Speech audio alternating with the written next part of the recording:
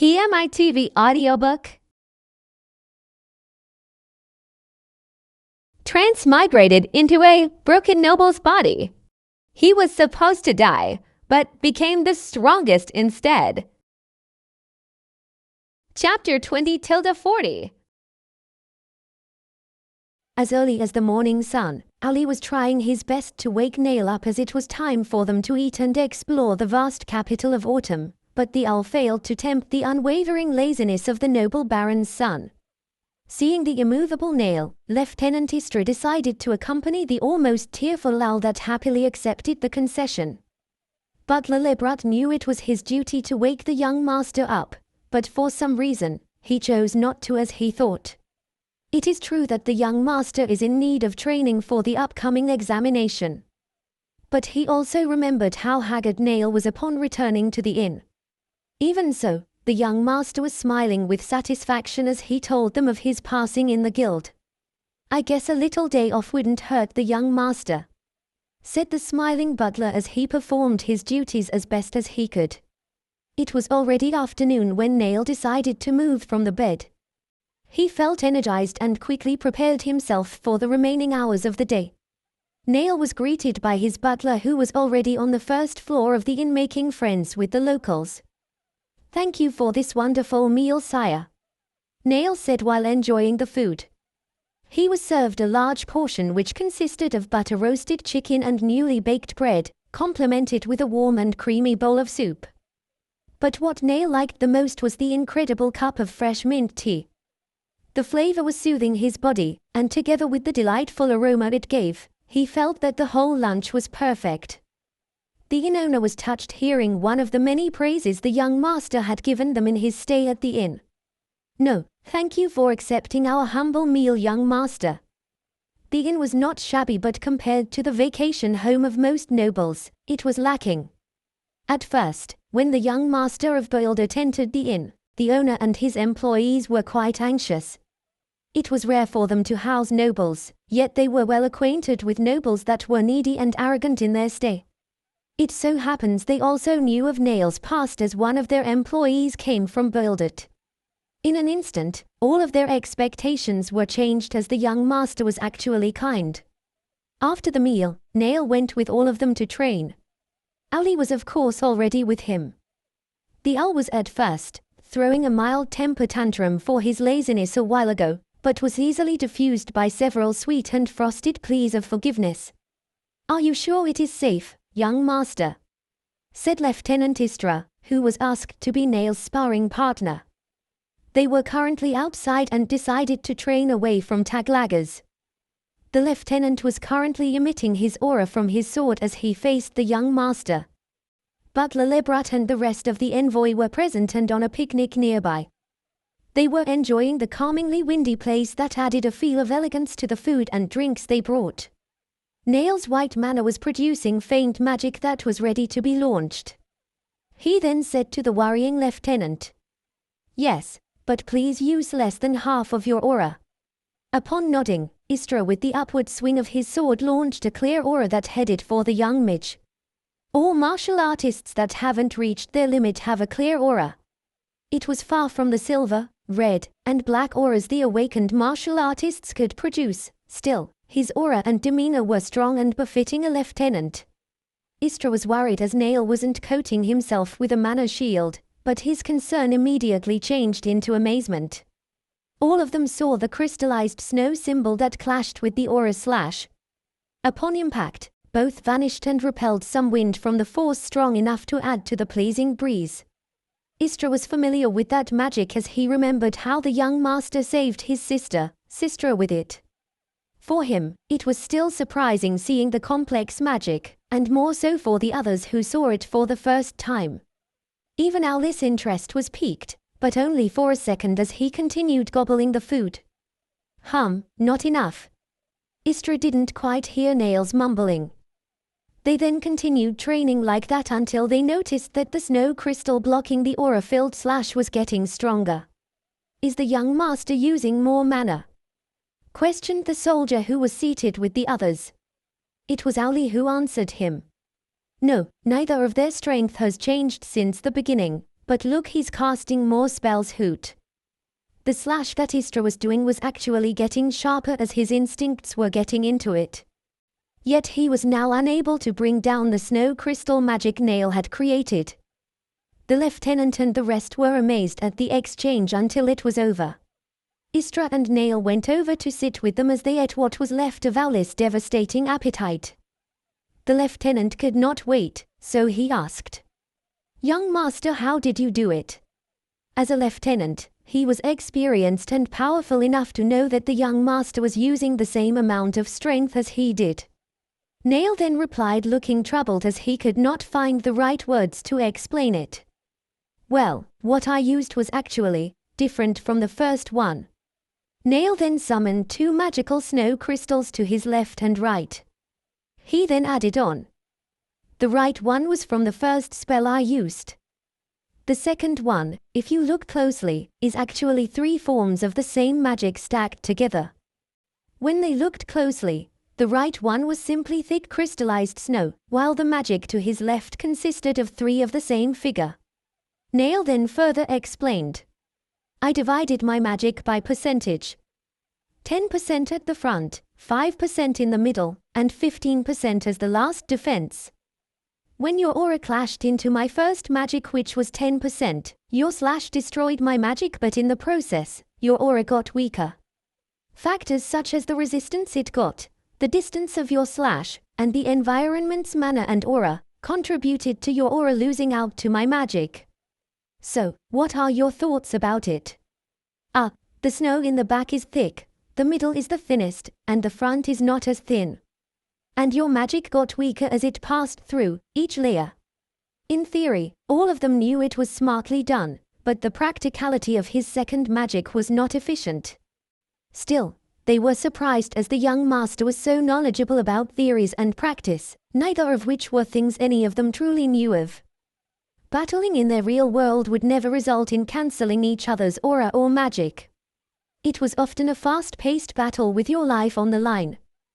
One good example would be during the chaotic troll subjugation. Nail had used almost all his mana to stop the chaotic axe from severing Sistra.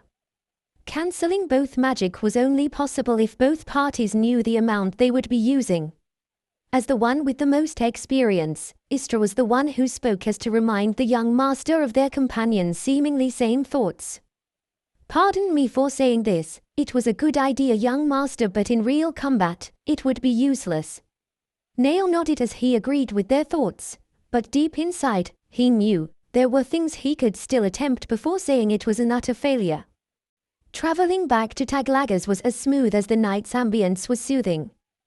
The carriage sounds were like music, serenading the buzzing of the evening sound of nature. They were greeted by the innowner, who was genuinely happy to see them. The dinner that was served to them consisted of steamed fish served with condiments, rice topped with eggs, onions, and other vegetables, and lastly, hot chocolate that effectively warmed their evening. The inn was filled with the lively chatter of customers full of vigor. The music was synchronized even with the different instruments being played. People were dancing and singing to the tunes. The trees that bore the golden fruits were not special trees. More so, the time they'd lose their fruits, normal the trees would be. Such marvel. Nail could not help but admire the people of Taglagers, whilst recalling his family in Bouldet, his composed father, his warm mother, his caring teacher, his witty sister, and all those he had met from that world. Little by little, his anxious heart was beginning to unravel in the unknown world of arts and magic. Remember, Nail, never reveal the process of your awakening. Even without his sensei's warning, Nail had no intention of ever disclosing it. He knew very well that magic was capable of tipping off the very balance of that world. "A nice school indeed, Hoot," telepathically said Owly, who was sitting perfectly still on Nail's head.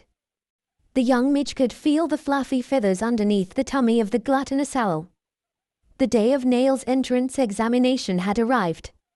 Owly was once again with him. After all, as long as the owl didn't publicly speak, they were good enough to travel anywhere together. Nail only nodded, as he was still in awe upon entering the school. Isula Dio Saldo, EDSD. The description in the novel, Arts and Magic, truly was not an exaggeration. The word Sisula Diosada was believed to have come from the lost language of the Celestials, and was deciphered as the art of memories. Scholars later on believed that the school was once a place of gathering for Celestials. Not only was it famous for producing well-known mags and martial artists, but it was also known for producing scholars of knowledge, wisdom, and well-reputable nobles and adventurers. EDSD had 2 dormitories extending from each side of the main building.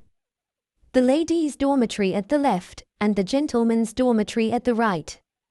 The central campus was their place of learning and where all the applicants, and Owlie, were headed to. The campus was filled with greenery, as it held a natural abundance in light manner and vigorous aura. Upon entering, Nail and Owlie couldn't help but adore the infrastructure of the campus.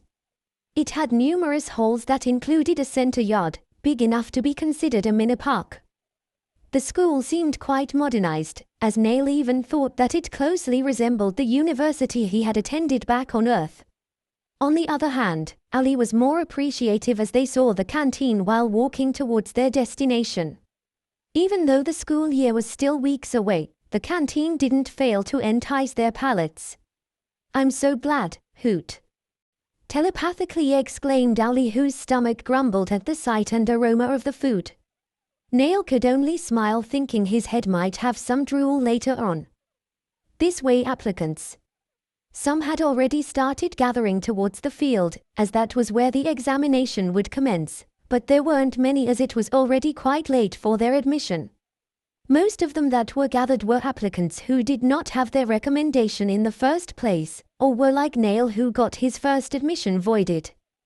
"Good morning, applicants," said the female, wearing what seemed to be a standard midrobe. Beside her was a young, well-built man with dark orange hair who had a scabbard in his trouser. The man then clasped his hands together, gathering their attention. "Morning to all of you. I'm Suna, and this here's Professor Moni. We will be the ones conducting your examination. Please follow me if you are here for your martial arts test, and stay here with the professor for the mags." Soon after, they were divided into 2 groups, and Nail was left with the female professor. Professor Moni's ash blue hair and eyes were quite intimidating despite her warm voice as she explained how the examination would commence. "We've prepared 3 tests. First, we will assess your manner through this orb." Nail noticed that the crystallized orb was somewhat similar to what his sensei prepared during their training. "Second, we will test your magic with the use of this dummy. Try your best to damage it." To Nail, the scarecrow-looking doll reminded him of what the Adventurers Guild was using. "Lastly, if you pass both, you will then proceed to take our written exam." One by one, they were called and the examination began. Nail and Owlie could feel the nervousness of the other applicants. There were those who were already grieving as they failed to make the passing mana input towards the crystal ball.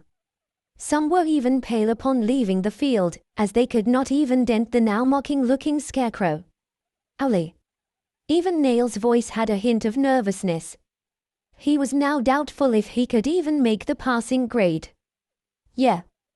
Hoot fluffily replied Owlie, who was half asleep laying comfortably atop his head.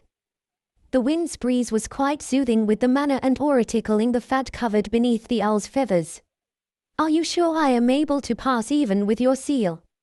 "It is true I am sealing your mana, but it is also true that your full mana could destroy that ball." Hoot. "Just input as much as you can." Hoot. Before they could even start their banter once more, Nail was called as it was already his turn. He heard some murmurs as he walked towards the first test. Anyone could easily recognize a noble. They were usually prideful, even those of lesser ability. They would often ask to be given priority from the commoners, but that was not the case for the young master of Build-It. Nail was patient enough to wait for his turn, but what truly gave away his nobility was his elegant composure and looks. Nevertheless, the instructors knew the rumors of what he was. "Do you still need instructions, Mr. Nail?" asked the professor. Moni was relieved as the young master was quite different from the rumors. "There's no need, Professor. If it is okay, I will gladly start."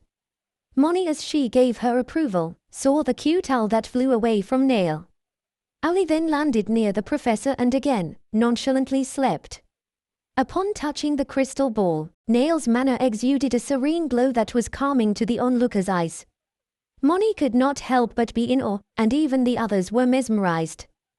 They could not help but admire the soothing manner the young master was releasing. 88%. Moni, upon inspection, was somewhat expecting more from the white manner of Nail. Nevertheless, 88% was still formidable for a student. She could not avoid comparing Nail from the other few who even went so far as to crack the crystal ball. "A passing grade, Mr. Nail. Please move on to the next exam." Nail nodded and went into the next venue. He remembered that upon impact, the facilitators would examine the damage done to the dummy, and would later come up with the appropriate numbers for the evaluation. The young master made a simple blue ball that was as clear as the sea. Onlookers were disappointed as they thought that the incantation was a simple water ball. But their disappointment was easily dispersed as the water ball, upon Nail's command, quickly launched towards the dummy. A strong gust of wind amplified the acceleration of the ball, and upon impact, they felt the vibrations of the bright, sharp manna lightly grazing their skin. The spectacle was bewildering as they felt how strong Nail's mana was. Nevertheless, the dummy, reinforced with mana and aura, was able to withstand his magic. Still, even the professors who were present were impressed, not of the magic's strength but because of his control. Only those who were experienced knew what Nail had done. The spherical magic was actually high-pressurized water that was amplified by the sudden speed of the wind. Nail copied that form of complex magic from his very own sensei, Claus. After making it his own, Nail began using that kind of magic often. It was efficient for him to use low-input magic as his base, so his body would withstand a prolonged fight on the off chance there would ever be one. After a while, the facilitator's judgment was broadcasted. Luckily, Nail managed to pass the second exam as well. Asterisk, asterisk, asterisk, asterisk, asterisk, asterisk, asterisk. The written examination was held in a vacant room on the first floor of the central campus. Nail did not find any difficulty in answering the examination. They were all basic questions for him since he was a college student back on Earth, yet little did he know, others found it hard as the standards of EDSD were really high. They were given a break after the written examination. Ali was pleased as he was able to experience firsthand the luxurious food the school had to offer. Deep inside, Nail was calculating how he would take advantage of the gluttonous bird. He could not help but smile as he knew that the quest they would be doing soon would make them rich enough to eat luxuriously often. After the break, Professor Moni and Suna posted those who passed the last examination. Cries of defeat and despair overwhelmed those who wanted to shout for the joy of passing. Not to mention, the scene of multiple students leaving effectively made Nail feel awkward, some of which he saw were really depressed about their failure. Nail could not help but think, had they been residents of Earth, they would have had a handful of opportunities to look for an institution until he/she finally passed. Nevertheless, that was an arrogant thought, as he was previously enrolled in a well-known school, even whilst lacking the time to actually study. Going back, it was noticeable that only a handful of applicants were left, even less were those who wanted to study magic.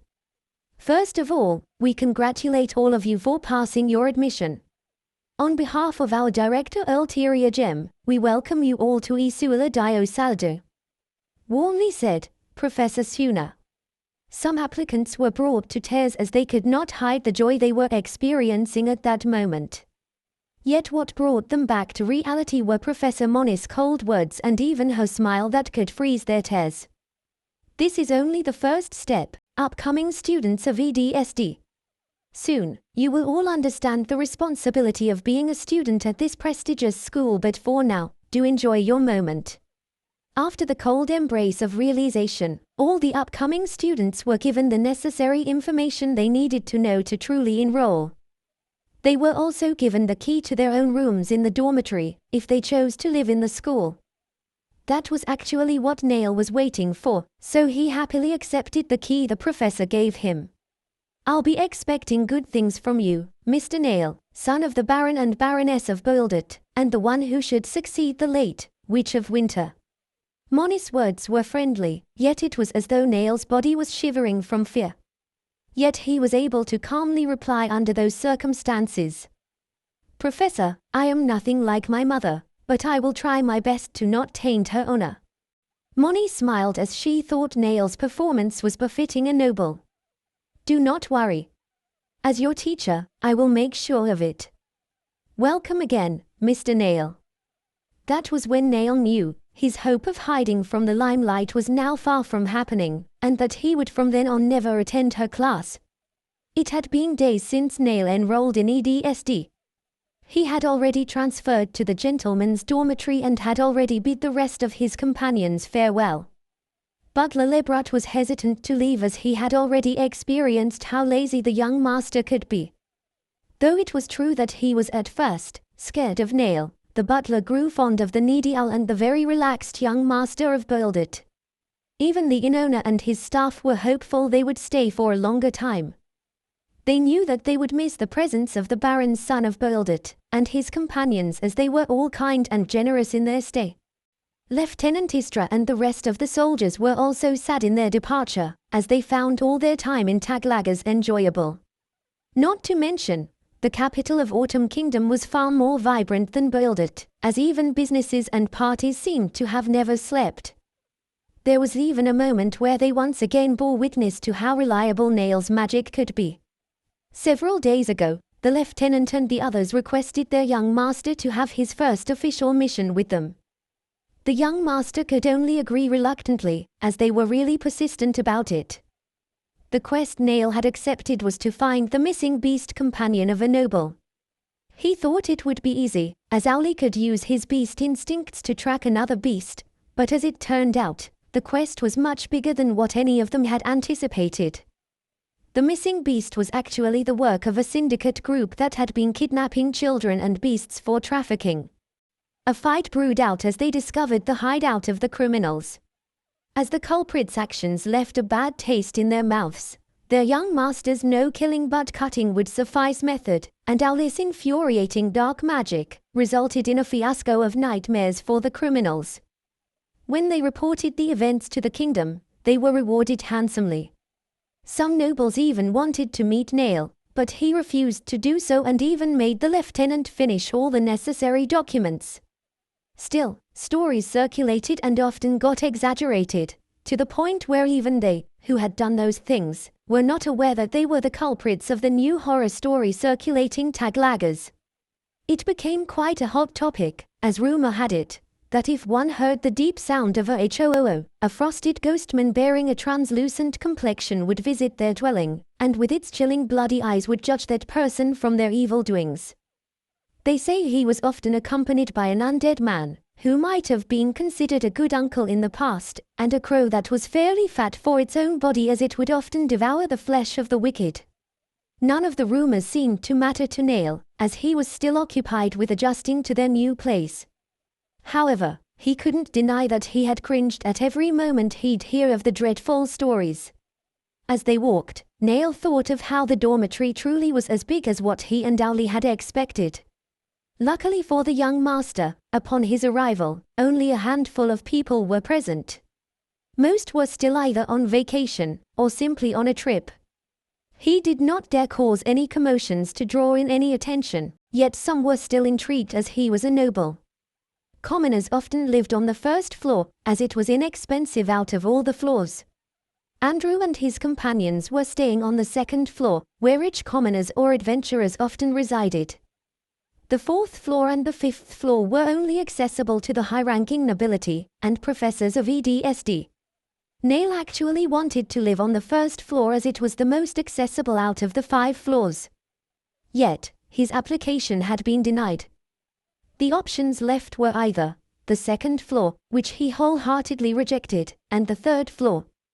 He knew that even if the building was big, living on the same floor as Andrew would increase the likelihood that their paths would cross. Therefore, without any choice, he accepted living on the third floor, where lesser nobility often boarded. Neil had no qualms with his room. It was spacious and the ambience was relaxing, as the whole floor was rather exquisite, befitting a place for a noble.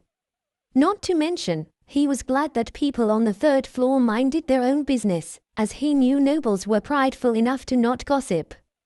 As a poor excuse of a noble, he barely wondered what the upper floors looked like, and had no interest in dealing with anyone. Yet far from what Neil had believed, some of the other lesser nobility would happily wag their tails at the upper floors. Moments later, the place Neil madly wanted was already in front of his eyes. "To my newfound sanctuary, please take care of me." Ali could only sigh at Neil's cringeworthy speech and exaggerated salutation. He had been waiting for that day when he could finally enter and explore the place where hundreds and thousands of knowledge were written and archived in the sacred place called the library. Upon entering, Neil's excitement grew, as for every step he took, what beheld him was a vast space entirely filled with books. Tears of joy overwhelmed his sight, as the lingering scent of the pages of paper made him squeal a little. "Are we really going to spend all of our hours here?" "Hoot!" rhetorically asked Ali, who was quite annoyed with the idea. Neil could only laugh in disappointment. He would have to teach the young owl how to appreciate books soon. With a poof, a basket of sweets entered Ali's sight. "Well, it can't be helped, Hoot." Neil was glad that it all went well. It was quite pricey, but he was willing to spend as much as he could in order to please the fat bird partner of his. Besides, he really needed to research more and find clues as to where and when the fortune quest would be. Hours went by, yet Neil was still full of energy.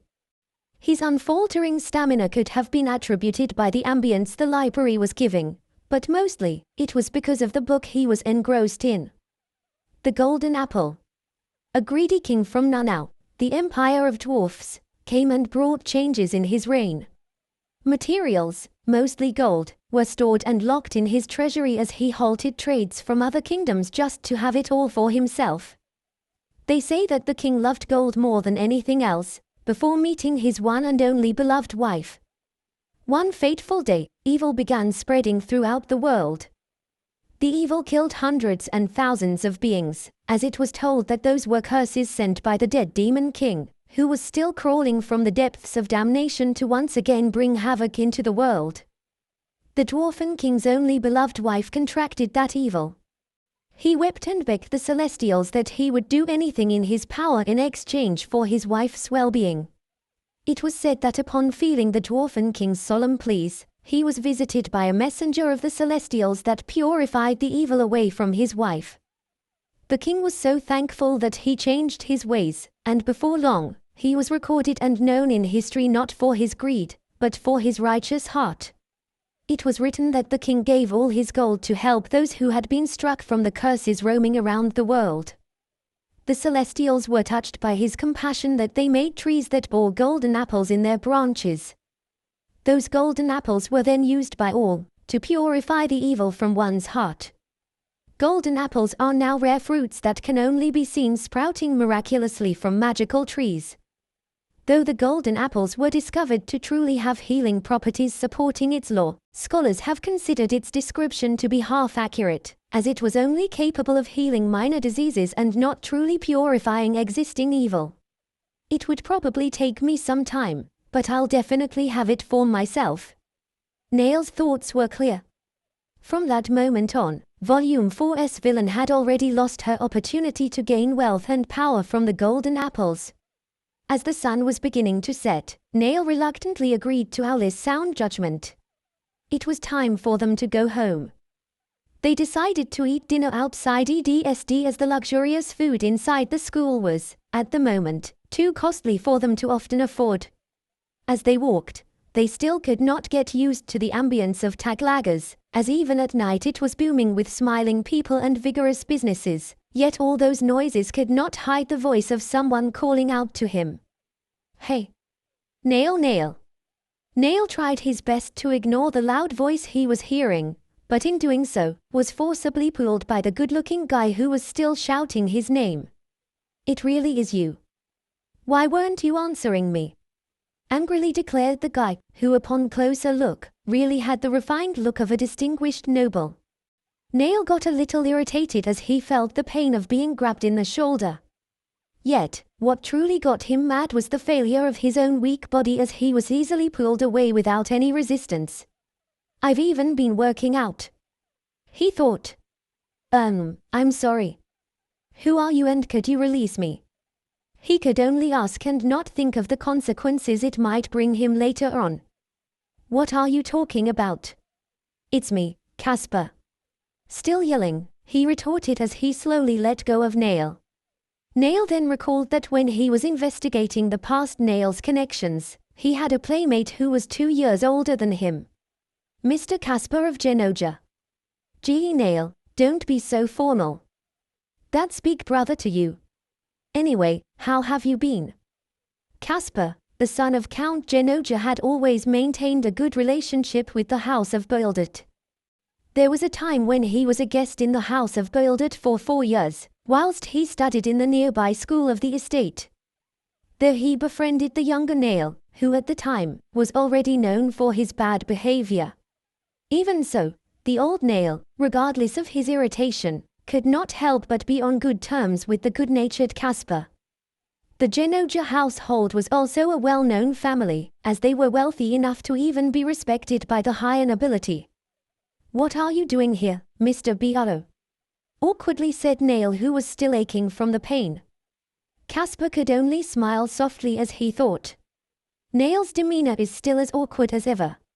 I bet he still has his fair share of misunderstandings. I just got back from Genoja. What about you? What's with your hair? What are you doing here this late, and who is this little friend of yours? His curiosity was no secret as he bombarded Nail with questions. Nail could only explain one by one as they headed for a restaurant not far from the academy. After a while, his blonde hair and bright blue eyes gazed in satisfaction as all his questions were fully answered. To think you awakened at an odd age and gained a companion as you're about to attend your school. Yup, I'm glad to know you're doing great. Casper was relieved to know that Nail was actually fine with all the rumors circulating about him. They talked some more, while Owly slept quickly after devouring his and Nail's desserts. Seeing this, Casper found the owl's unusual sweet tooth hysterical. As the night grew shorter, Nail had finally managed to persuade Casper to part ways. See you again, Nail. Likewise, bro. Nail was glad that Casper was actually going to his vacation home, and not directly to the academy. The books that Nail read in the library failed to tire him out, yet he immediately felt drained from the unforeseen event that was Casper, regardless of how friendly he actually was. He even wished he had been the ghost from his world, and not the friend he claimed he was. This is it. Andrew could not help but be thrilled, as it was his first day of school in Isula Dio Saldo. It had already been years since he was resurrected as an infant. Coincidentally, like on Earth, he was named Andrew, the only son of Drew Sunheart and Andrea Sunheart, 2 well-known A-rank adventurers. Furthermore, Andrew was the first human to ever achieve both aura and mana from Mundu, the world of arts and magic, and the world he now lived in. Throughout the years, he could not help but recall his past life. He often regretted how he neglected his childhood, his family, and his friends just for fame. Back on Earth, as the youngest person to win the Olympics, he had trained his body to the fullest and was easily considered one of the best in his field. Yet much to his demise, none of his training could help him survive Truck-chan that had struck him on accident. With a past life of regrets that he didn't wish to repeat, Andrew from then on decided to live his second life to the fullest, happily treasuring connections, making friends, and being there for his family. Nevertheless, trouble seemed to follow him as injustice always presented itself whenever it could. As Andrew truly wished to care for his connections, he decided to once again train, not for fame, but to use his power for justice. "Don't look so alienated again, Andrew," teasingly reminded his half-elf friend, Rizal. They could not help but chuckle a bit while they headed towards the main building of the academy. Rizal, as the blood of elves ran through his veins, had always been troubled by his looks. His looks were well defined by the unique features of the ones beloved by nature, green hair and pointy ears that matched well with his royal eyes. It could be said that the half-elf immediately felt camaraderie towards Andrew, who also looked quite different, a luminous golden eyes and deep black hair, both distinct remnants of the deep history of arts and magic. It was believed that having golden eyes signified deep ties with the first mags of Mundu, while deep black hair was a feature of the ancient martial artists of the Spring Continent. It would not be an exaggeration to say that when these two walked together, ladies of different statuses would feel their hearts pierced by the cupid of love. "Hey Tilda, there they are," said the ginger-haired girl who was waving her hands. She then added on, smiling towards the approaching Andrew and Rizal. "Ha, where's Note?" On instinct, Andrew scratched the back of his head and replied, "Ah, we don't actually know. When we knocked, no one was answering, so we thought he just left early." Two girls stood by the ginger-haired Namiku, who by then was already laughing. The lilac-haired lady named Viola had a concerned look towards the pink-haired lady named Rinka next to her. Andrew smiled wryly at their reactions. "PFFFTTT, somehow I knew he would mess this up. He was like that even when we were young." Namiku's laughter as she spoke those words made Rinka sigh. Out of all of them, Namiku had the smallest build due to her pure Easterside lineage. Her amber eyes and warm skin tone were dead giveaways of her royal bloodline. "You don't have to say sorry, Pre-Nami," Viola, as usual, replied softly. She stuttered a bit upon remembering how Namiku pleaded tearfully just so they would drop the formalities. Viola grew up not having many lady friends, as they were often jealous of her well-developed figure. Not to mention, her lilac eyes and light violet hair often charmed men, as her beauty was truly for the main heroine of the story. That was why Viola really treasured her friends, and likewise, Namiku and Rinka cherished her. They knew that behind her seemingly serious facade was a timid, kind-hearted and jolly lady. Rinka was trying her best to hide her dissatisfaction. Her pinkish skin was slightly flushed and even her rose-colored eyes had no hint of warmness as she smiled and said, "I will make sure my uncle will hear of this, but rest assured, Nami, you are safe here." Even they, the friends of Rinka, were still afraid of her cold, piercing gaze. Yet, no matter how quirky the three ladies appeared to be, they were still famous for their enthralling beauty. Gazes were often directed at the trio, but no one would dare approach them, as Rinka Irigaria, the so-called Duchess of Ice, frightened most of them. Not to mention, Namiku's father, who was known as the strongest martial artist in the whole continent, and the Emperor of the Easterside Empire, King's Gambit, Kaido Asuna, was known as an overprotective and doting parent. "We should probably go now. Our orientation is starting." They all nodded at Rizal, who deep inside was looking forward to Note's demise. "See you later, Namiku." They quickly bid farewell to the princess, who would be in a different place and would be escorted shortly. Inside the auditorium, it could be seen that students of varying races were present, as EDSD's prestige was known throughout the continent. The gentlemen wore white polo shirts hidden beneath a black coat, with matching black pants, and an optional red tie. The ladies wore black sailor-like uniforms with the options of cardigans, blazers, a red tie, and either pants or skirts. All the students had already gathered in the auditorium. The 5th and 6th years, or the master's class, were seated in the very front. Behind them, Andrew and the rest sat together as it was the freshmen's spot. Following behind the freshmen were the 2nd, the 3rd, and the 4th years. Faculty members such as teachers and dean heads were all dressed formally in their distinctive profession. Loud murmurs could be heard when the three royal children of Taglagas, with Princess Namiku of the Easterside Empire, and other royal blood of other kingdoms, made their way to the front. The knights that were escorting the royal students were wearing their most magnificent armor, all except for one. Andrew and the rest were relieved when they saw the taffy-haired lad walking with Namiku. It was Note being chided teasingly by the princess until she noticed her friends and gave a big wave of her hand. When Namiku and her tardy knight met Andrew and his friends during one mission, they got well acquainted with each other as Rinka Irigaria and Note Ryle were distant cousins. Note Ryle's brownish eyes were shining, as his apologetic look was directed towards them, especially at Rinka's cold piercing gaze, who was certainly mad at him. He was noticeably the only knight wearing the school uniform, as he was also enrolled in Isuala Dio Saldo. Rinka knew better as she sighed and returned a smile. Yet the effect of her smile took a different direction. Those who were in the radius of her smile had felt the icy intention hidden beneath it. Note shivered and knew he would later get the scolding, or perhaps the end, of his life. "Are you even listening to me, Note?" "Geez," said Namiku, who was pouting towards the nervous knight. "Princess scolding is cute compared to my cousin's deathly leer," he thought, as he chuckled and nodded towards the princess, making her sulk even more than before.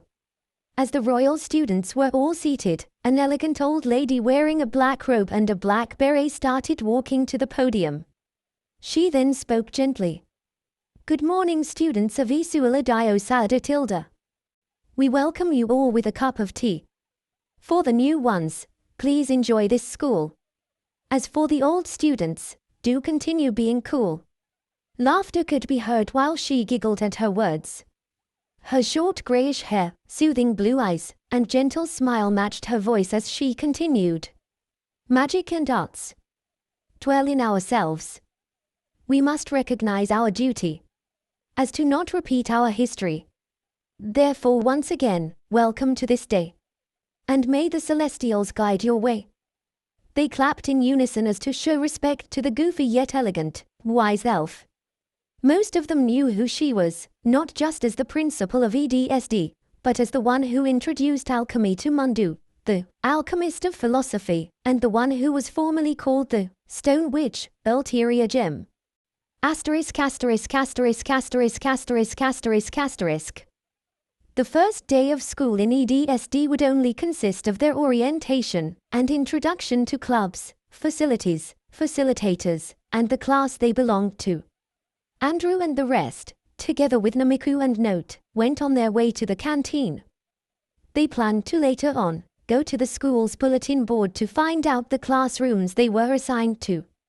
"Let me explain first, dear cousin," said Note, who was trying to escape his predicament. Rinka then, with a poof, had her saber sheathed on her waist. They gulped at the scene in front of their eyes, and only Rizal, who was born to be cooler than the rest, handled the frozen gaze of Rinka well, even smirking at the now paler Note. Even the hero of justice, Andrew, whistled his way out of that situation. When all hope was gone, it was Namiku who saved Note. "Wait, Rinka." Note was delayed because he saw someone familiar. "Princess, of all people, who on Mundu is more important than you that he could neglect his duty?" refuted Rinka. Her expression was saying she would not wait for an explanation. She put a hand on her scabbard, waiting to thrust her rapier into the helpless knight.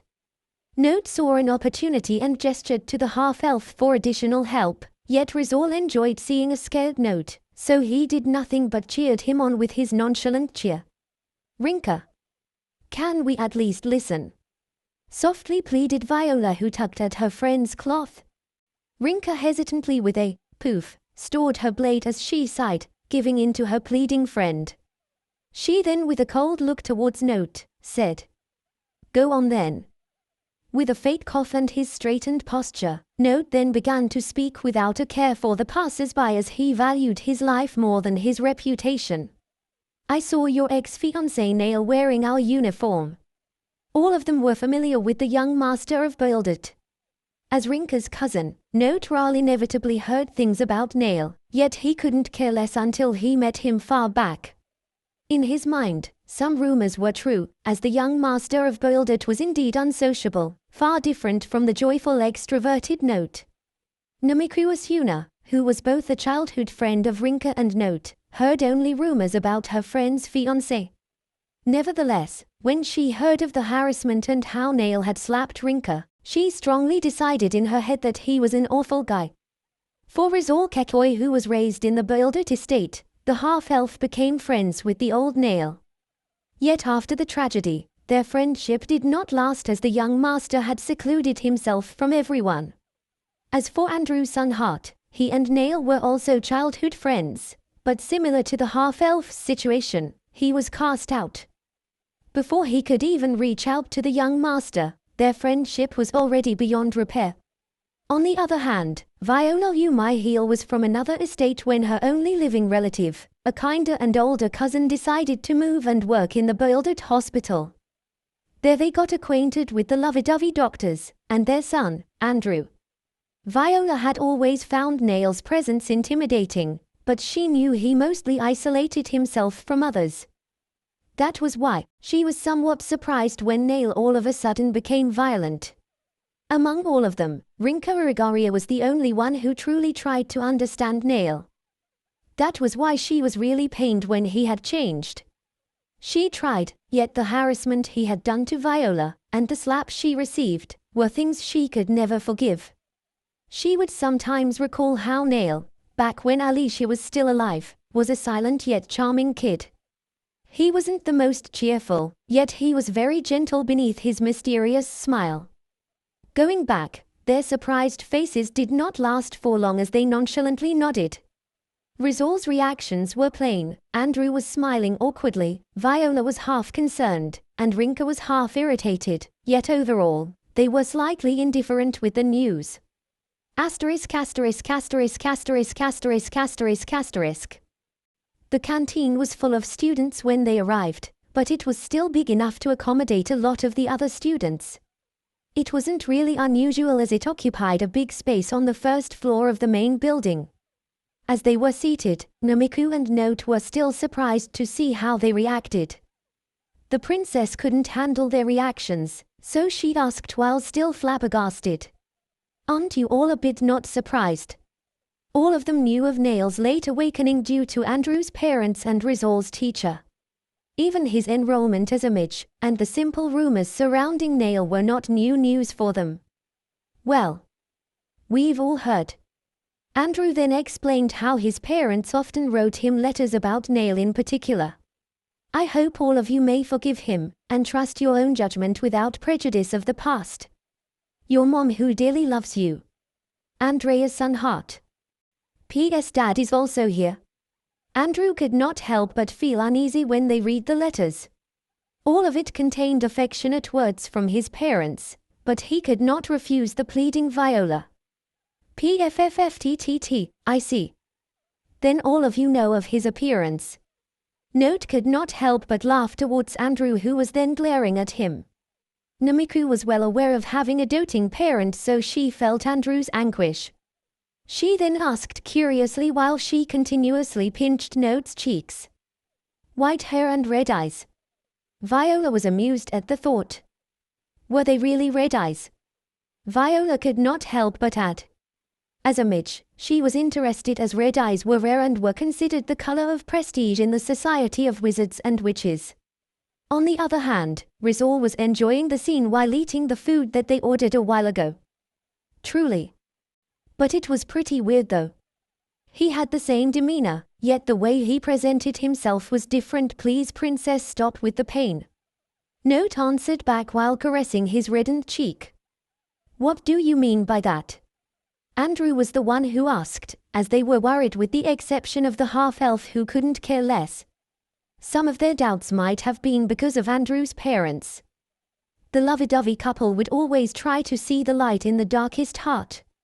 Even the half-elf's teacher, Lieutenant Istra, just spoke full of ambiguity when they met him in the capital, neither explaining nor confirming the rumors.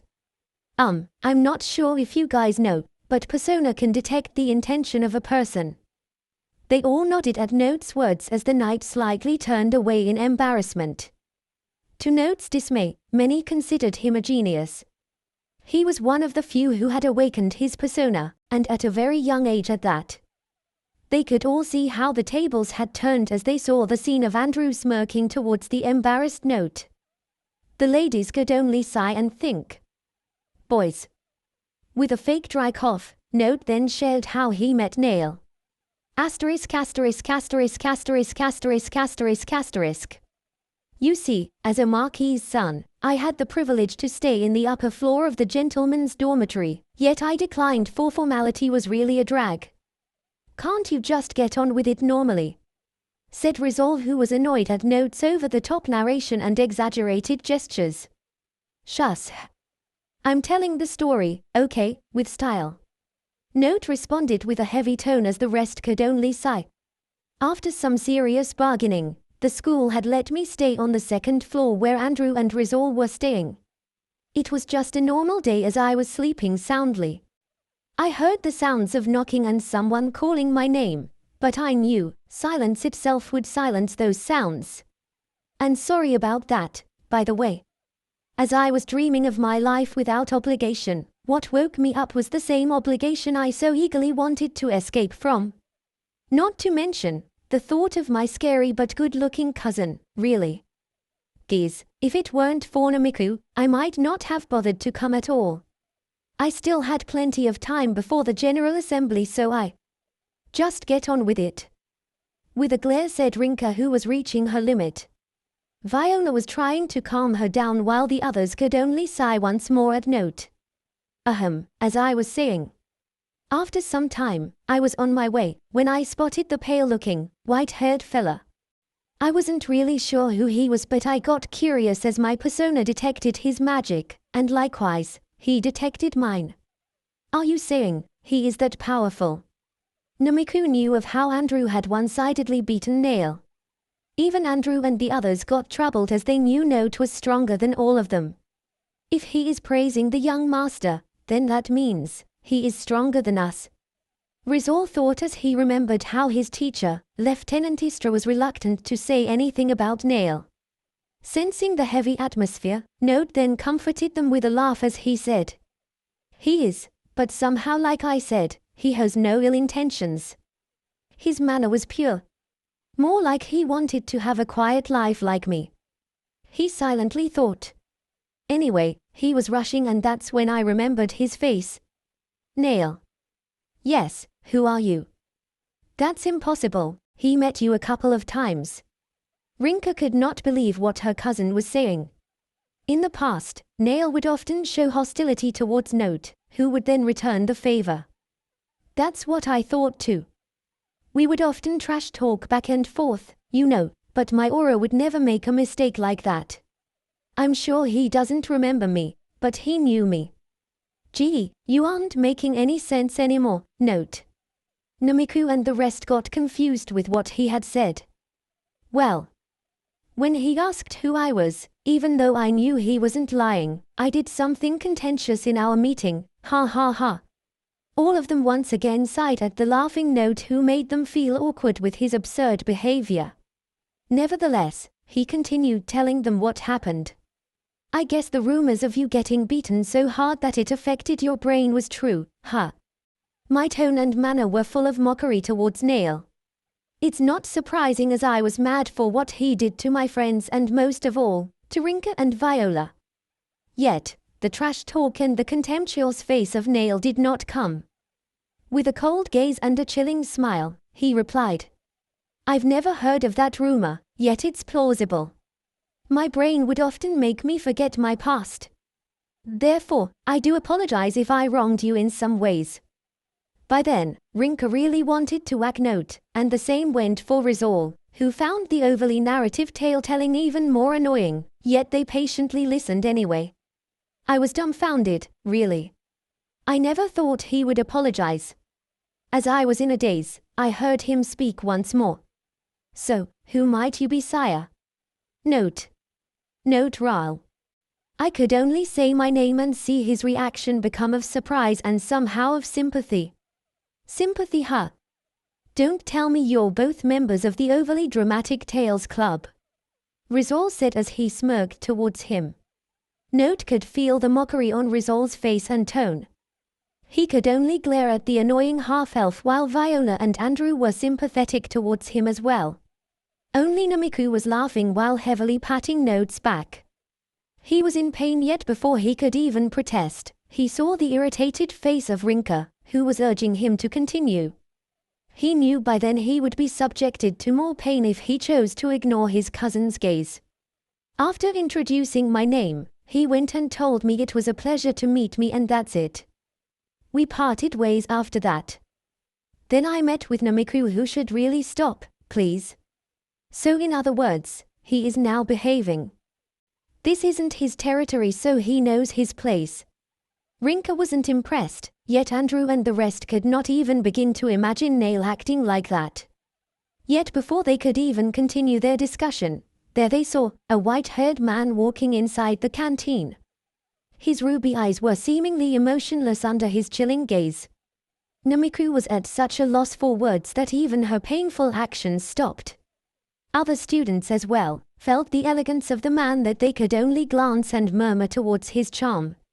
It could be said that after that entrance, Nail became popular, having his very own admirers in the capital. But it was Note who was really pleased with Nail's sudden presence, as he was his savior from the pain Namiku was inflicting upon him. As Nail woke up in the comfort of his room, he felt unusually at peace. Usually, he would wake up much earlier, as on the off chance he was still sound asleep, clusters of hoots or the poke of a sharp talon would easily wake him. Yet in the past few days, Nail was often in deep sleep, dreaming without any care in the world, as Owly, the one who often pestered his slumber, was hibernating. Due to the owl's gluttonous spree, he got way too fat and needed to go on hibernation. In return, Nail welcomed it with open arms, sleeping by the owl's side, and only moving for simple necessities. Yet that moment was supposed to be different, as it was time for Nail to prepare for his first day as a student in Isuala Dio Saldo. As he was about to leave, he heard a familiar hoot, and saw weak feathers that fluttered on its plumpy body. Golden eyes pitifully gazed at the young midge. "You should rest more, Owly," said Nail quite bitterly, as he was jealous of the young owl's freedom to rest. "Please bring me some sweets from the cafeteria, Hoot." As Nail was walking outside, he met the gaze of a taffy-haired man. They were both surprised as they noticed both of them had the capability to size up one another. As wimpy as Nail was, the silver aura seeping out from the man's body scared him, but only for a moment. He was certain that within the campus, his safety was secured. Therefore, he decided it was best to just hastily go to the assembly, yet the man, before he could even leave, called out his name. "Nail." Nail tried his best to speak politely. In his mind, he wasn't frightened, and it was only natural to be polite. With paler skin, not because he was scared, and a quivering voice solely because his bath water was cold, he said, "Yes, who are you? I guess the rumors of you getting beaten so hard that it affected your brain was true, huh?" Nail wanted to laugh, as he knew by then that the man meant no harm. It could be said, no matter how socially inept he was, he could still discern someone's awful acting, and such was the case for the taffy-haired man in front of him. So instead of feeling mad, which could have led to his demise, a possibility which was still in the back of Nail's spineless head, he managed to smile and let out the warmest gaze he could possibly bestow. "I've never heard of that rumor, yet it's plausible. My brain would often make me forget my past. Therefore, I do apologize if I wronged you in any way." Nail waited for a while, yet the man still wasn't responding. Time went by, and neither of the two was moving. Nail knew it wasn't a good idea to be late to the Grand Assembly, more so for a guy like him who didn't want to stand out. So with his patience growing thin, he quickly asked, "So, who might you be, sire?" With the sudden question, the taffy-haired guy replied. It could be seen that he was still quite distracted from reality, Note. Note RAL. Asterisk asterisk asterisk asterisk asterisk asterisk asterisk. If there was one thing the young master was totally regretting, it was the fact that he could not get acquainted with Note, his favorite character in the novel. Neil's first meeting with him was just a mere coincidence, as they were both quite unpunctual towards everything. Nevertheless, because of that, all throughout the assembly, the young Mitch's mind was far from the present. Yet thanks to the voices of some random ladies asking if he was all right, he managed to wake up. He then saw that the assembly had ended, and students were now leaving, so in his most polite manner, he said his thanks and went to complete the mission for that day.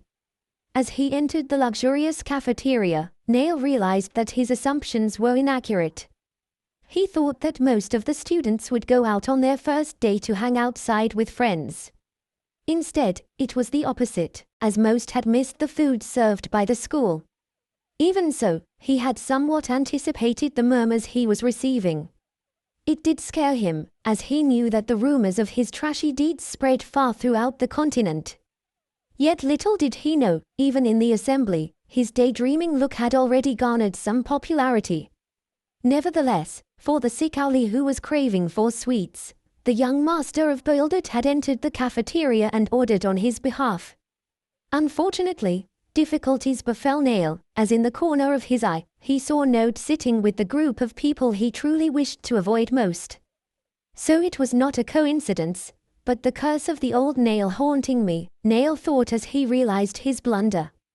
It could be said that Neil's complacency was due to his ignorance when it came to the old Neil.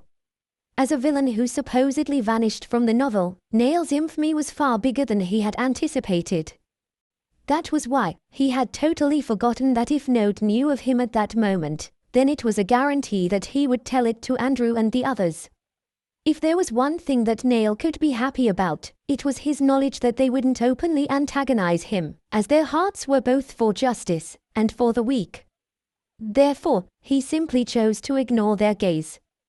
Furthermore, Neil sort of prepared before going to the capital. He had done his investigation, so he could watch out for their appearances, even more so towards Rinka, whom he knew despised him the most. However, Neil could not help but feel the irony. After all, letters between the old Neil and Rinka were kept safely in his room. Is the old Neil a villainous son? He jokingly thought, but just from the small glance alone, he knew why the old Neil could not find it in himself to really hate Rinka. Because she's really beautiful. A cold alluring charm, long thick hair which illuminated her already well-sculpted beauty, and her chilling eyes. Yet underneath all that, as described in the novel, Rinka was a warm and kind-hearted lady. Still, Neil could not help but feel envious towards Andrew and the rest. He truly wanted to be friends with Note, yet it was hard to do so. After all, he was my favorite character. He thought with a resolve that quickly vanished upon catching Rinka's glare. Neil knew no matter how distant they were from each other, or how socially dumb he was, her eyes were full of contempt towards him. Nonetheless, it was not his intention to be acquainted with them. Most of all, he would not dare gamble and see if Rinka would show her kindness or cause his last breath. That was why, with a big gulp and a fast well-worded order, Neil retreated back and was never seen again, or so what the young master of Boilded had hoped. Asterisk asterisk asterisk asterisk asterisk asterisk asterisk. That's the young master all right, nonchalantly said Rizal. Out of all of them, he was the only one who wasn't really bothered by him. He is pretty attractive, ahem. Namiku knew she spouted a blunder, as their surroundings all of a sudden felt chilly. Rinka was really annoyed. She couldn't care less about what he'd be doing in the academy, yet in her mind, do something foolish towards us, and I'll be sure to end your life. Aha, before that happens, dear cousin, I'll be sure to end you first. Rinka was smiling, but she was truly furious, as Note could often read her like a book.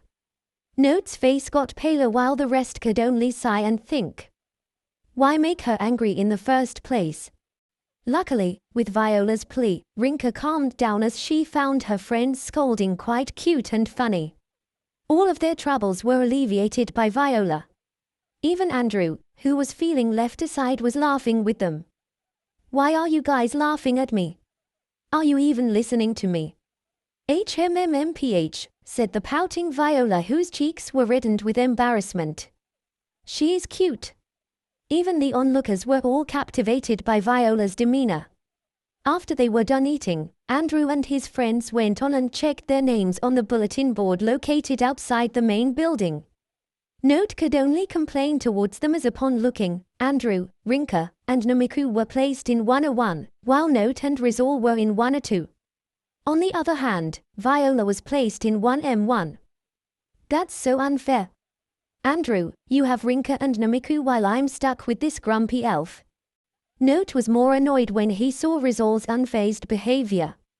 Nonetheless, they did not bother listening to him whine as they were more concerned about Viola. Are you okay, Viola? Asked Namiku concerningly. Viola was the only one in the same class as Nail, therefore, they could not help but be worried about their kind and soft-hearted friend. Classes for aura and magic were separated into the martial arts department, and the department of magic, M. Even so, all students would find themselves being acquainted with one another through their scholarly subjects in the general department, G. Maybe I should have really enrolled as a magic student. Rather, before Andrew could even finish his words, Viola placed a finger to his lips and smiled. No. It's okay. Besides, Lady Sarah told us to keep that magic of yours as hidden as possible. When they last met Sarah Star, she told them that she would help Andrew with his magic training. Still, it wasn't really a secret that he had aura and magic within him. Yet since some might get jealous of him, even the school agreed to have Andrew enrolled in the aura division, whilst being trained secretly with magic. You don't have to worry about him, Viola. If he ever lays his hands on you again, I'll end him directly where he stands. Rinka often scared them, especially with her words that weren't simply empty threats like that. After some time, as there weren't many activities to accomplish after the assembly, all of them spent the rest of the hours chatting among themselves with cups of tea and assorted sweets. All the while, they viewed the sun's fierce light as it mellowed upon the night. Viola's thoughts were of pure joy, and it was easily seen on her face. That was why the rest of her friends were happy for her. She was still scared of encountering Nail, but she was willing to trust Rinka's words that the young master of Bildert would surely not cause trouble in that place. I'll do my best, shouted Viola softly, making Andrew and the rest giggle, but they too were truly excited for tomorrow, as that was the start of their real adventure. See you later, guys, said Namiku, whose voice was more cheerful than usual. Her face was brimming with excitement as she quickly tucked them away. Andrew and Rinka could only wave their goodbyes. A moment like that reminded them that the princess, whose strength could overpower both of them, was Aftra, the daughter of the king. Take care, Viola, said Rizal, who not long after went ahead to his classroom. Note's feelings of jealousy towards Andrew completely dissipated, as his face quickly crumbled in disbelief towards the green-haired elf. Excuse us then, Miss Viola. Oi oi oi. Wait for me, you elf. As Viola smiled and watched them from afar, she could not help but be nervous, yet a rush of excitement still managed to fill her heart. She was nervous, as aside from Nail, who she had mixed feelings for, mostly she felt fear. She didn't know anyone in her class. Nonetheless, she was excited, as just like other mags, Viola too was in pursuit of new magic and knowledge. I can do this, she thought to herself in an attempt to calm her nerves. Viola, at some point, with her good looks and her friendship with the good-looking Andrew and Rizal, was often bad-mouthed. The impression she gave that was always good at first would often be clouded by fits of jealousy towards her. Had it not been for Rinka, she might have completely lost interest in making friends with other girls. That was why Viola was always thankful for all her friends. As she walked to her classroom, which was on the other side of the campus, the martial arts department of aura on the right, and both the department of magic and the general department at the left. Viola could not help but notice the disparity between the classes. Martial artists were occupying most rooms, while the scholars and mags shared the same side of the building, only having one section for mags. Nevertheless, it had been the norm for a long time now, as mags were rarer than arts. Upon entering, Viola felt the gazes of the other mags, whose numbers only reached 10. Upon noticing an empty chair amidst the front row of 6 ladies, Viola then walked over, plopped her bag down and calmly took a seat. The remaining 4 boys, however, were seated at the back, chatting among themselves. Truly she felt fear as she anxiously felt their gazes, but soon calmed down as they smiled and greeted her. "Hi, nice to meet you," said the closest girl whose hair resembled Rinka's while somehow matching the cheerfulness of Namiku. "Hello, nice to meet you as well." Viola's voice made all of them captivated. After her charming manner and beauty often left a very warm impression. "She is cute," all of them thought. Even the boys who were uninterested wanted to exchange greetings with Viola, but before they could even do so, the door once again opened. Then she entered, a woman wearing an attire differing from their uniforms. She was beautiful, yet in a different way from Viola. Her mitrobe was fashionably worn with her other clothes. She was exuding authority under her smile. As she approached and seated, she then felt the nervousness of some students and thought, "How cute." All of the students then stood up and greeted her politely. She then smiled, giving the hint that she was pleased with their manners. "Good morning, students. My name is Money, and I'll be your advisor for the whole semester. Let us all get along." Money's blue eyes and ash blue hair were cool despite having a warm yet intimidating voice. Money with a poof summoned forth papers onto her table. Wasting no time, she then called each of their names one by one. Ulsjan Star. Dash present. Nail Buildit. Viola you my heel. Dash present. Dash present. 2 are absent, huh? Money's voice of disappointment was very clear to them, yet the students felt their absence was no surprise at all. It was no secret that one of the policies of Isula Diosada stated that students were not required to attend classes, but the failure of passing all the examinations would result in their expulsion. Nail at that time when he read the school's policies was delighted, more so, upon getting the curriculum as he knew he could study all the things in the school's library. Going back, Money truly was dissatisfied, yet as a professional, she tried to explain with a soft voice while eyeing all the students. Certainly, it's no secret that martial artists are far larger in number compared to us mags. The same goes for scholars who could not be gifted with aura or magic and even those who had chosen to take major studies unrelated to those gifts. Neatly lining the papers onto her desk, Money continued in an almost sympathetic tone. Yet, even scholars are far more plentiful than us mags with that some now call dying breed. As she said that, all of the students were now anticipating her next words. Most of them knew of the professor, as she, in her own right, was a famous mage. Not to mention, being employed in that school, already gave prestige to her name. As you might know, one factor that contributed to our decline was because of our tendency to seclusion. Such is the case with, perhaps, the 2 students who are not present here. Money, upon seeing their faces, smiled. She knew they understood what she was saying. Nonetheless, she was still disappointed, as she was actually expecting the 2 absentees, especially the young master of Buildit. In truth, all her curiosity started when Nail's examination became rather unusual. Even the other facilitators who knew of the matter were surprised, as getting a consistent 88% with the 3 exams was just absurd, to begin with. If it was a coincidence, then that is fine, but if not and he is hiding his capabilities, I guess that too is also fine.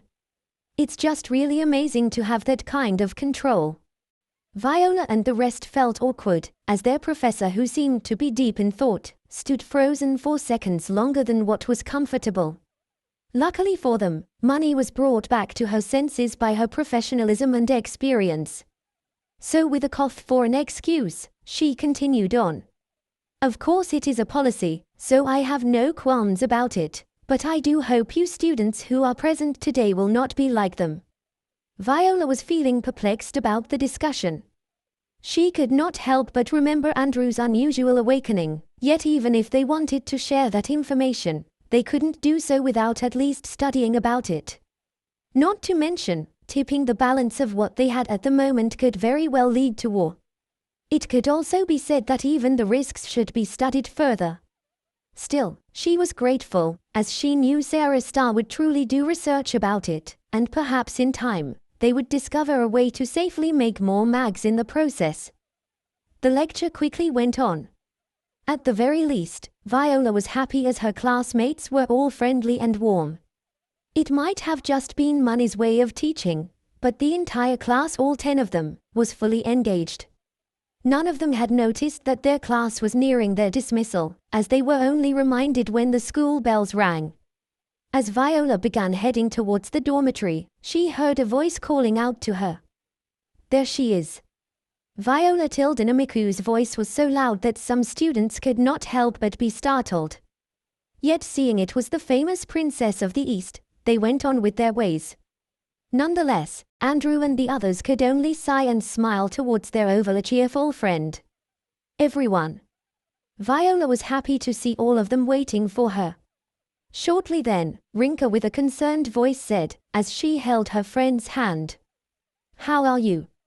Viola saw all their concerned faces. She could not help but smile knowing she was gifted with friends whom she didn't deserve. She was still so young when her parents mysteriously disappeared, but she could at least remember their warmth and care.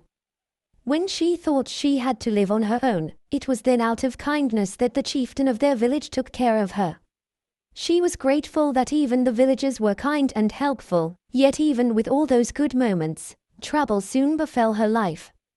It was purely out of jealousy and immaturity, but her peers blamed her for their misery, saying it was her fault that her parents had left her, that she was a cursed child and that even the famine they were facing was her fault.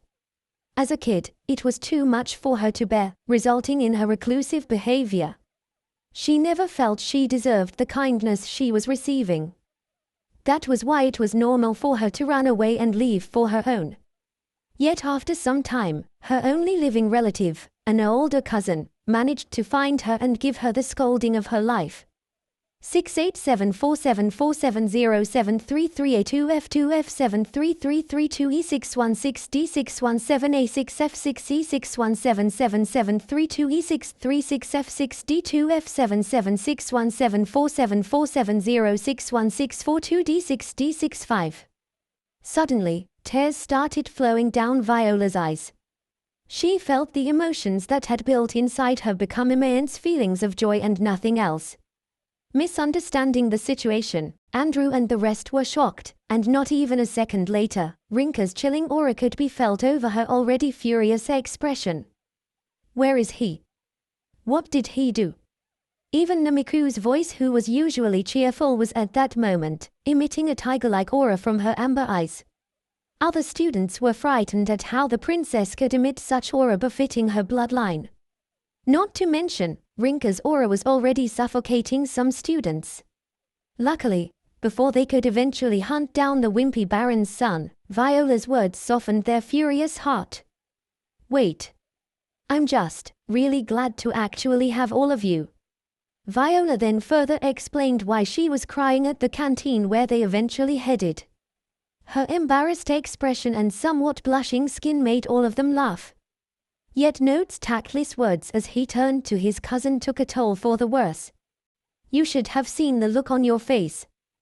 Glowing like that while you were being all fierce and growly, ha ha ha. It could be said that after his blunder, Note's head had 2 growing lumps that lasted for hours. The forest of Lagupa located at the Kingdom of Autumn and the entrance to the tribe of Pegasus. Upon reading those words, Nail immediately remembered an issue that could happen at the end of Volume 4. The forest will be captured by an awakened golem. Nail thought as he was still at bed reading. He was still too lazy to get up, as the cozy feeling of reading while laying down was the greatest source of relaxation for a guy like him.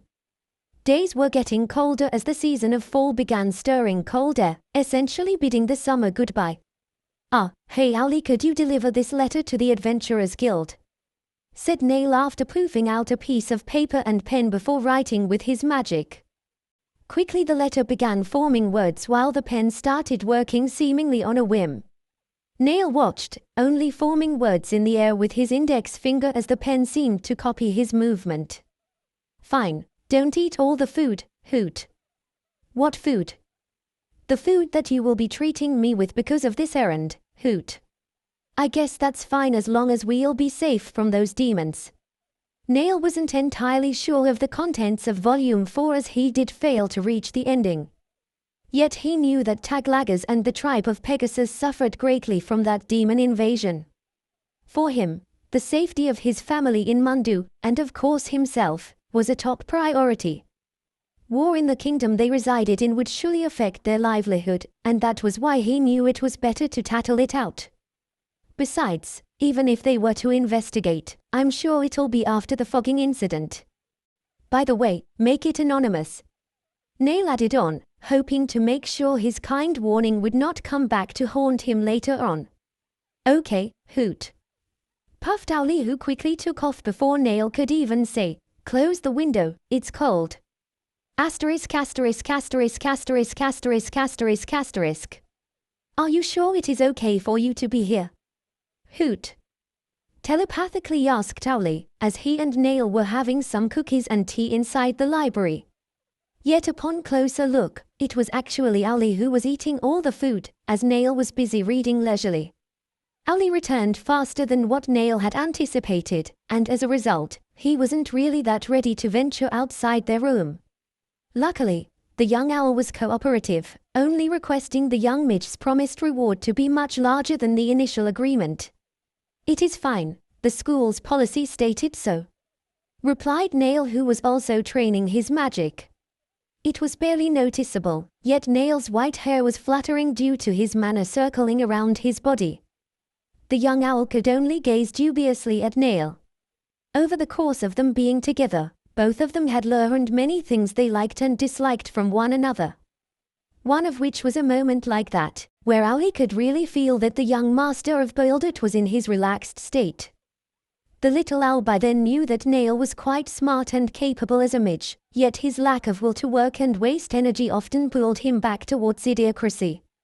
On the other hand, Nail had seen Owlie's capabilities, but because of his proud and gluttonous tendencies, the little owl was often too full of himself or too full and in need of hibernation.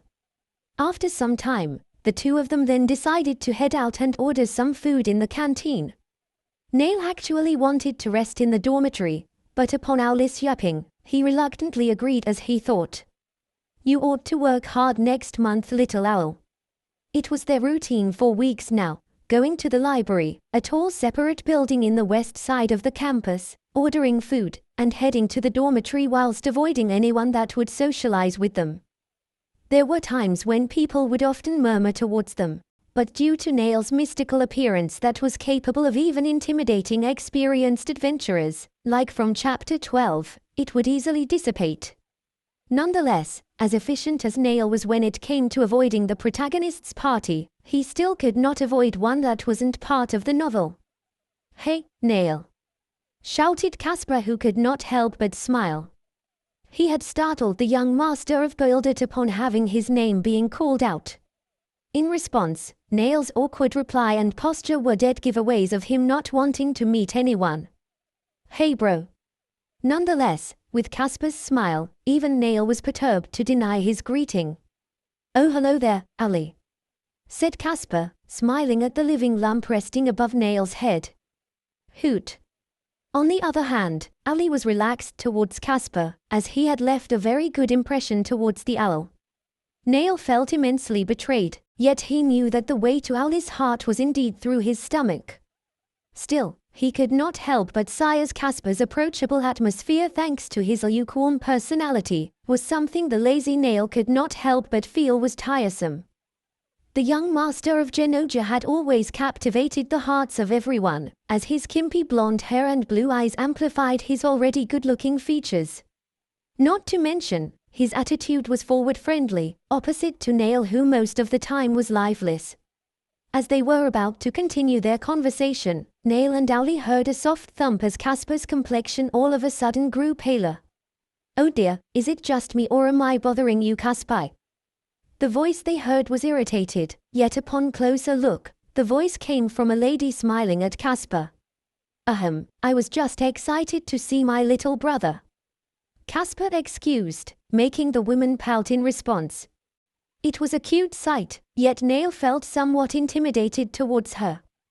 With an excuse of a smile, and cheerfulness to hide his mistake, the young master of Genoja added on. "Nail, this is Wendy, the daughter of Viscount and Viscountess de Montplis, my fiancé." Yet before Casper could even introduce him, Nail with a bow then introduced himself. "It is my pleasure to meet the young mistress. I am Nail Bildert. 687474073382616C6177326F6C617474670617470616442D6D65. Nail never wanted to make the first move, but seeing Wendy's scrutinizing smile made him realize, perhaps she hated him. Therefore, he wanted to at least leave a good impression. Wendy's appearance closely resembled Casper, with similar blonde hair and bright blue eyes, but what separated them was that the young mistress of de Montplis oozed out a resolute personality, while Casper was just a friendly dude. Going back, Casper and Wendy both got surprised for different reasons. Casper thought Nail would shy away and let them have the conversation while he, in the background, nodded. As for Wendy, she thought Nail would arrogantly ignore both of them, yet the gentle greeting guided by his elegant appearance captivated their sights. Before she could even reply, Wendy already knew that Casper was smiling at her side. The young mistress of de Montplis had often demanded Casper to break his connections with Nail, as he was known for his bad deeds. Yet at that moment, she could not help but doubt the rumors. Even the young master of Belidert's chosen companion looked so trusting towards him. "My pleasure as well." Truly, she tried her best to reply condescendingly, but she could not do so as the young midget's first impression swayed her in his favor. Not to mention, the cute fat owl in front of her was swaying her resolute mind. To seal the deal, Casper went on and approached Nail, while holding onto the hand of the now surprised and blushing Wendy. "Now the greetings are in order, where are you going?" "Canteen." "Huh. Classes are still going, wait. Are you skipping class?" Casper's voice was so loud that some students inside the nearby classroom overheard it. Nail wanted to cry seeing the students looking at them. Luckily, he had managed to form his fake smile as Owl's hoots unsealed his bravery. "I'm simply studying at my own pace." Both of them realized at that point that Nail was perhaps not attending any of his classes at all. Still, Wendy, who was brought back to reality, could not help but voice out her concern. "You shouldn't underestimate the education here, Sire Nail." "I will keep that in mind, Lady Wendy, but aren't you both skipping as well?" asked Nail, as even the couple was outside with him and not in the main building. "Nail, it is our physical education today. I'll better to skip it then as it is cold today, so please do take care." Nail's reply was cut short as he felt something was wrong upon seeing their reactions. "We have physical education every month. You need to at least attend that, as attendance is a must, and your absence will most likely fail you." Upon hearing Casper's words, both of them saw how Nail's expression became dire. Casper then added on while patting Nail's shoulder. Even Wendy felt concerned, as she thought perhaps he was just a dumb kid after all. Rest assured, your class probably has not taken it yet, but I suggest that you attend your classes once in a while. Or, go to your hallway and look for your schedule on the bulletin board." "Bro, thank you so much. I'll go now." With a quick bow, Neil hurriedly went on to look for his schedule, leaving a conflicted Wendy and a smiling Casper behind. So what do you think of him? Seeing his good-hearted fiancé's face redden out of embarrassment made Casper chuckle a bit. He's not that bad, I guess. But he's really timid. He really is. Listen, I'm not saying he wasn't at fault for what happened in the past, but I hope you could give that little brother of mine a chance. Sorry for judging him too early, Casper. It's because his reputation is. Wendy stopped herself and sighed. She could not help but feel guilty. A part of her now felt her assumptions towards Neil might have been a little bit off. Seeing a dejected Wendy, Casper then held onto her hand once more and smiled as he brought her closer to his side. In the distance they watched the young master, hastily getting further away from them. Yet that moment brought forth laughter as they heard roaring hoots of protest from Owly, who seemed to be dissatisfied. What a ridiculous bunch, thought Suna, as he smirked at the trio's overwhelming skills. It was their first physical and aura assessment as students under Professor Suna. Rinka's precise control over her aura and her elegant movements that could be enunciated as dancing, made the onlookers admire the so-called Duchess of Ice even more. Not to mention, both Andrew and Namiku's overpowering aura were enough to leave anyone in awe, as they easily obliterated things from the assessment. Considering their growing fan base, many were watching under their classroom, including the jealous Note Ral. He's getting all the girls' Riz.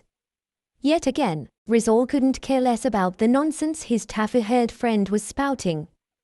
That's why Note Ral became more jealous and furious at the sight of the half-elf's indifferent reaction.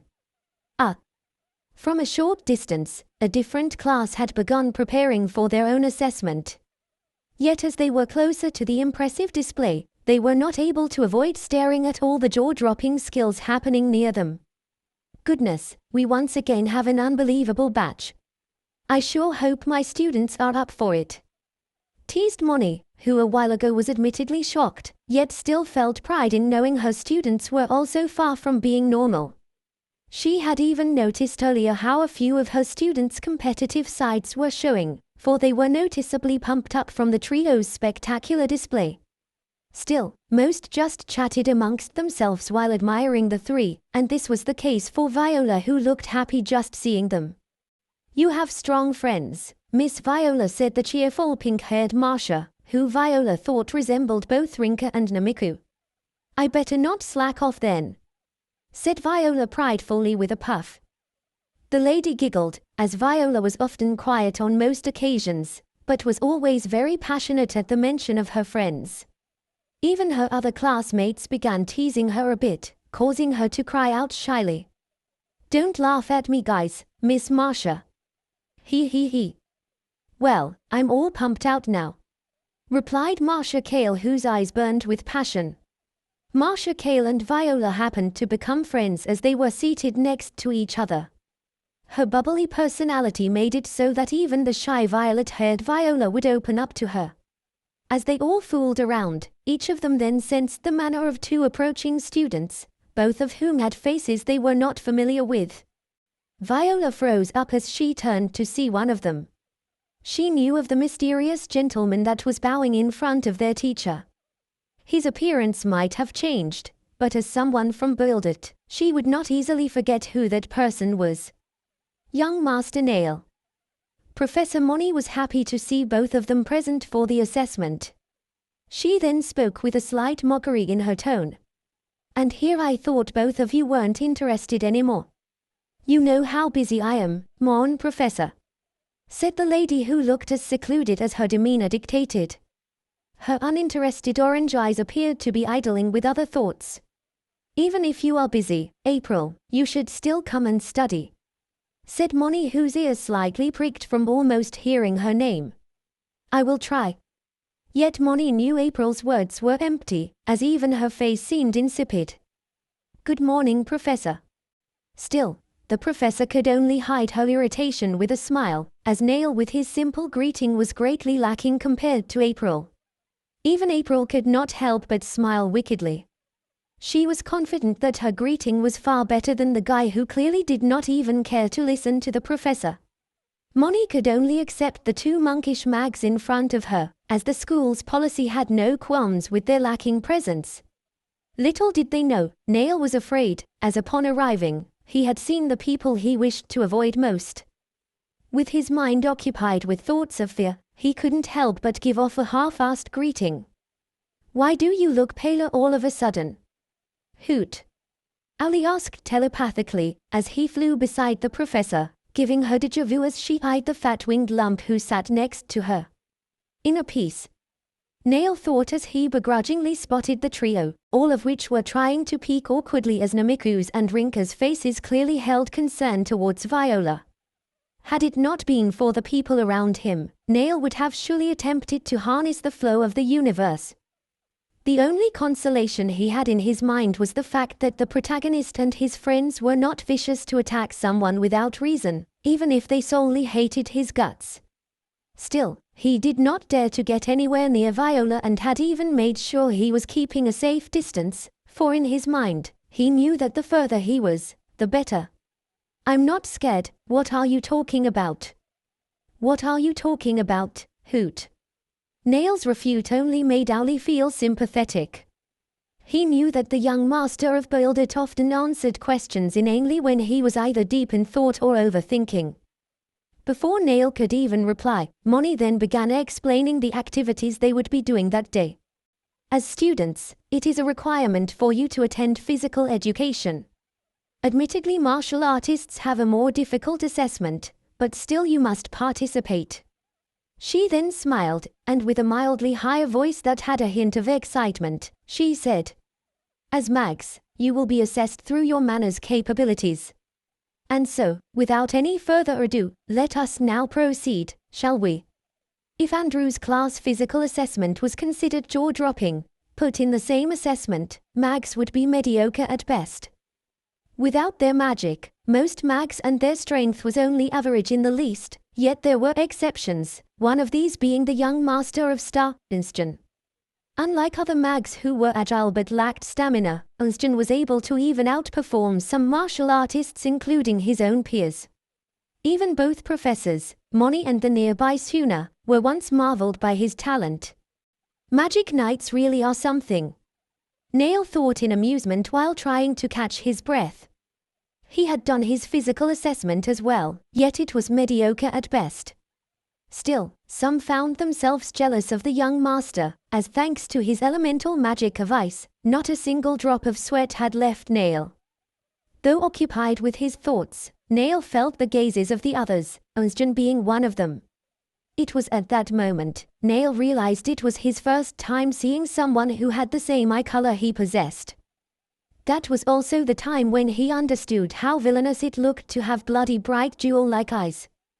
Which was why he felt camaraderie towards Ernstjan.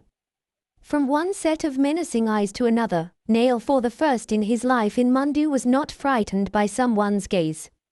Yet unlike him, Ernstjan's hair was rich black, the complete opposite of Nail's translucent white hair.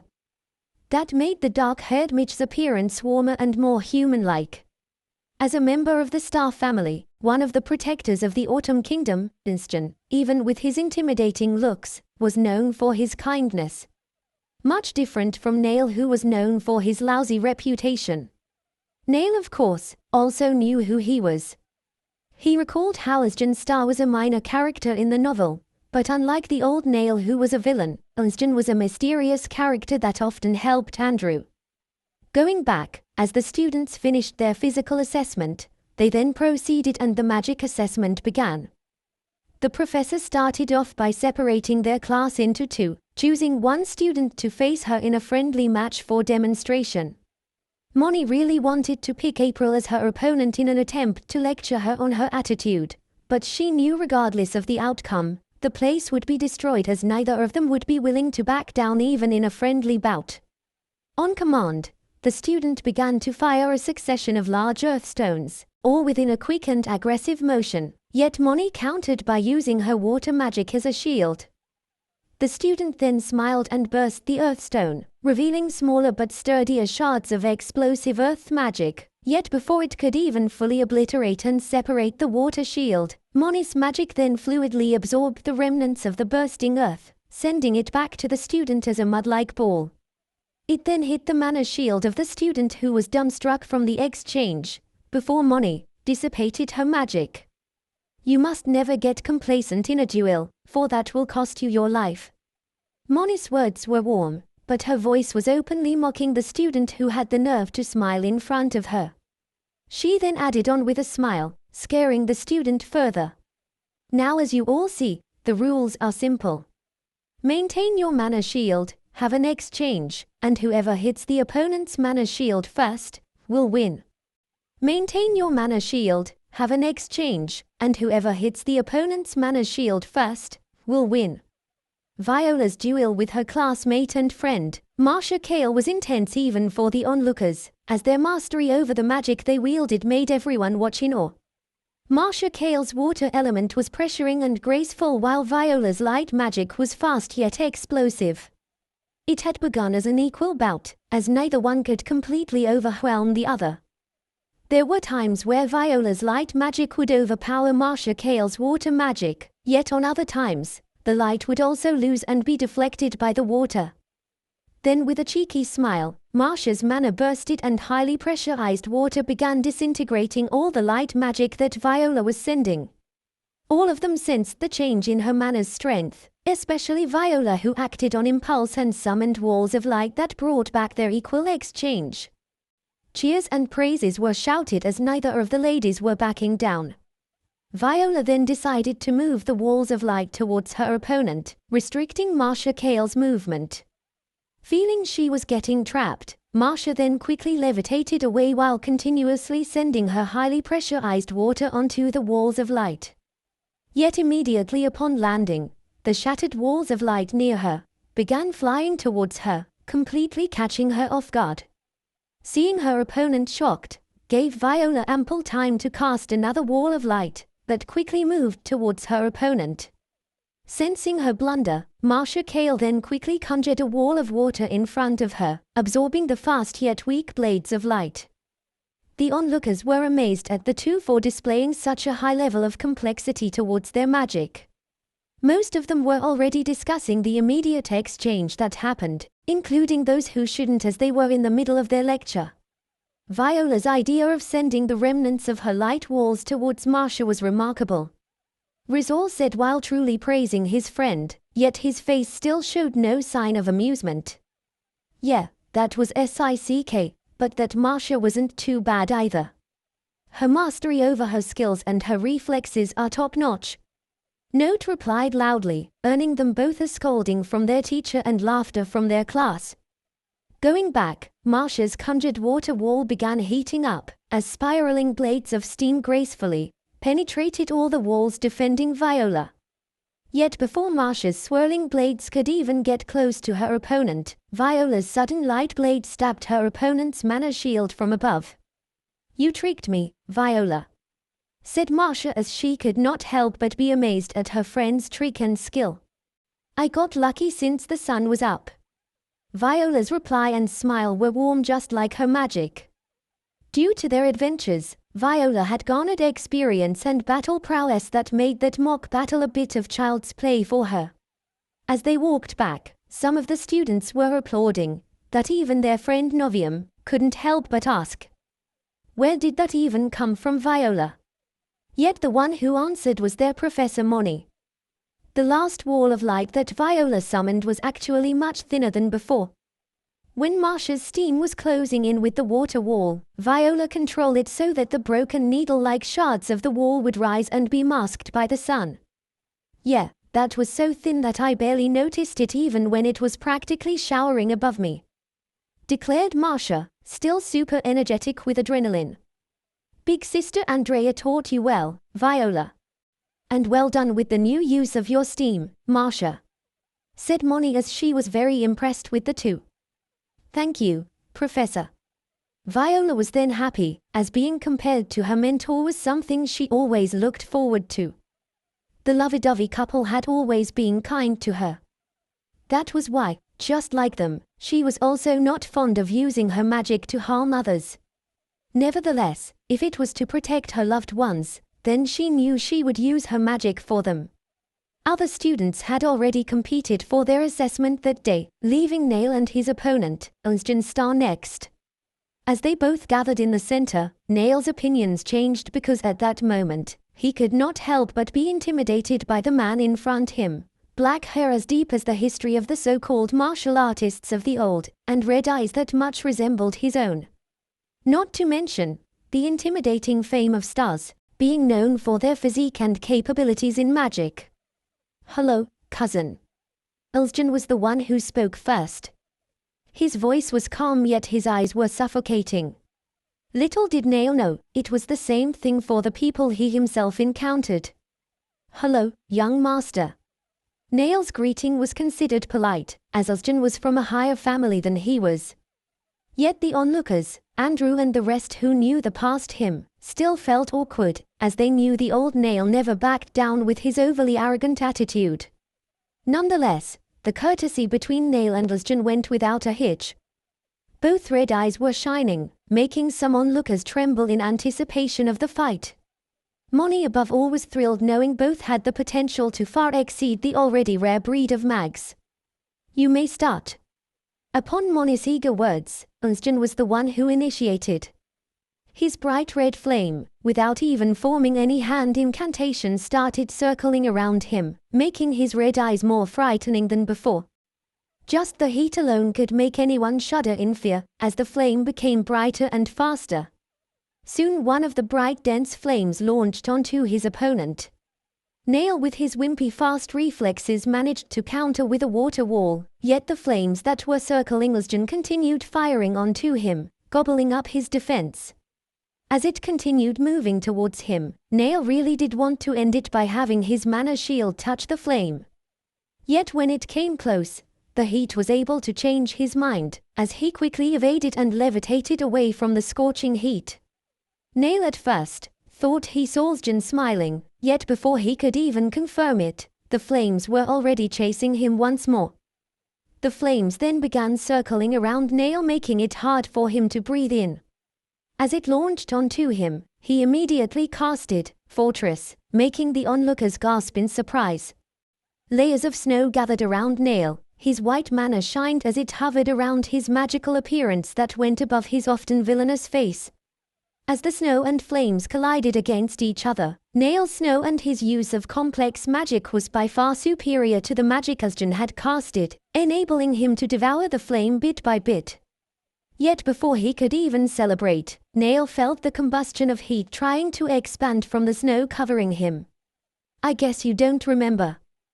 With a snap of Unsjin's finger, the flame that was devoured by the snow started leaking out. The feeling it gave off was more menacing, especially when they heard the young Master of Stars' incantation.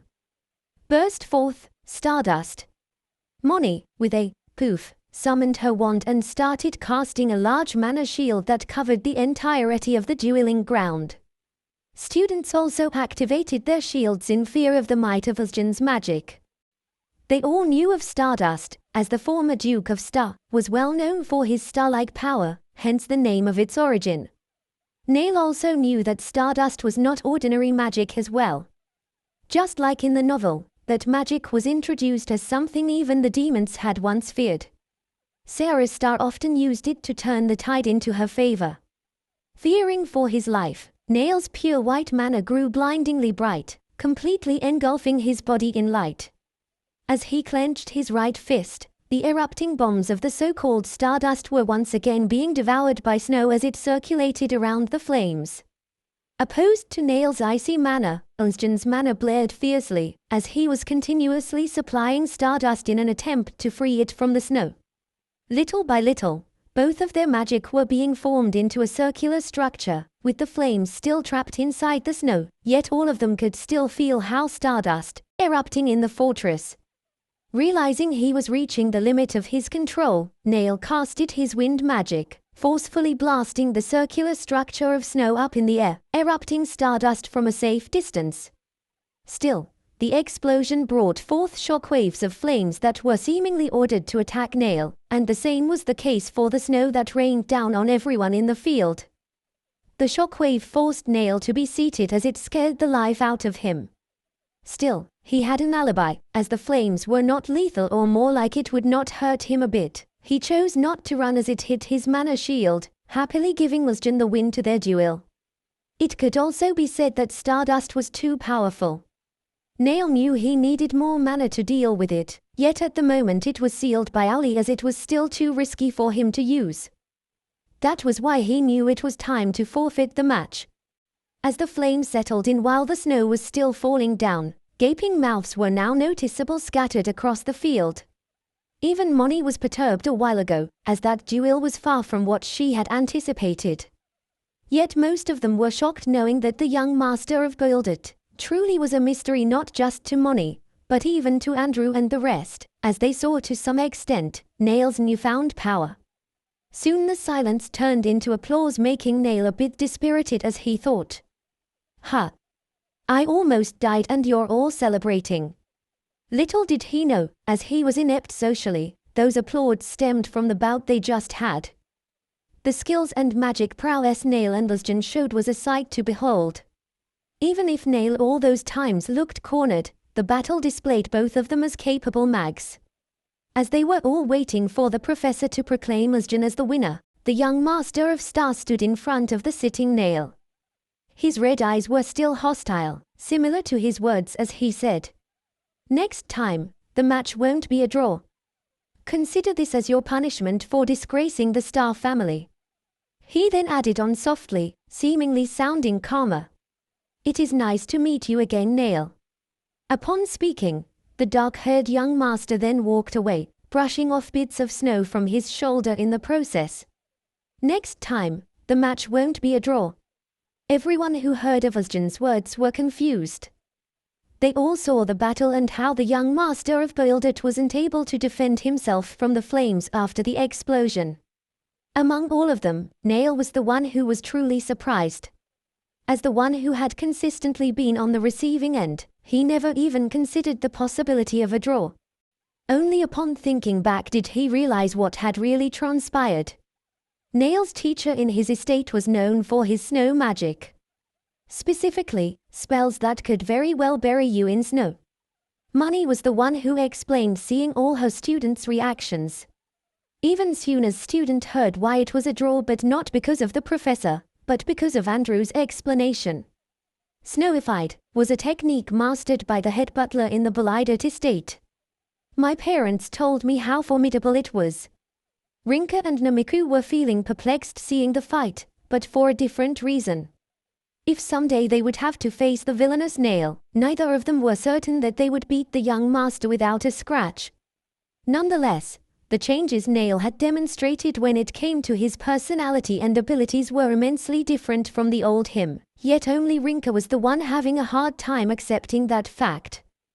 Due to Namiku's status as the Easter Side's princess, and her immense curiosity towards the mysterious young master, she had no difficulty in hiring investigators to spy on Nail. From what they had gathered, not only did Nail not cause any trouble during the course of his stay, but he had even discreetly brought a group of syndicates to justice, without killing a single one. Furthermore, Nail had so willingly refused to be accredited for his deeds, that he had even asked the guild and the authorities to hide his identity.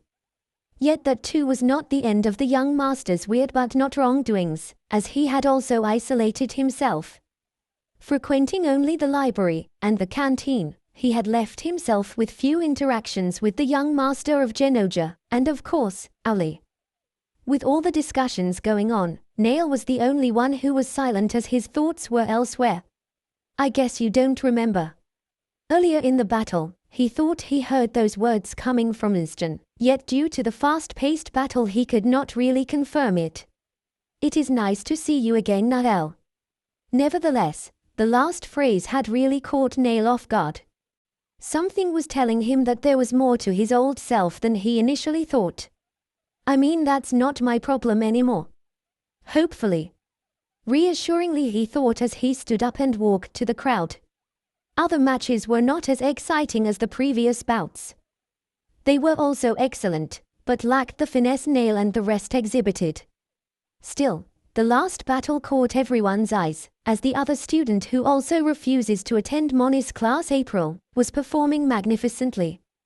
From the very beginning, all her movements were planned, yet she was capable of changing things to her advantage. Her usage of fire and earth magic were a combination of quick barrages of small flames to well-hidden earthly traps.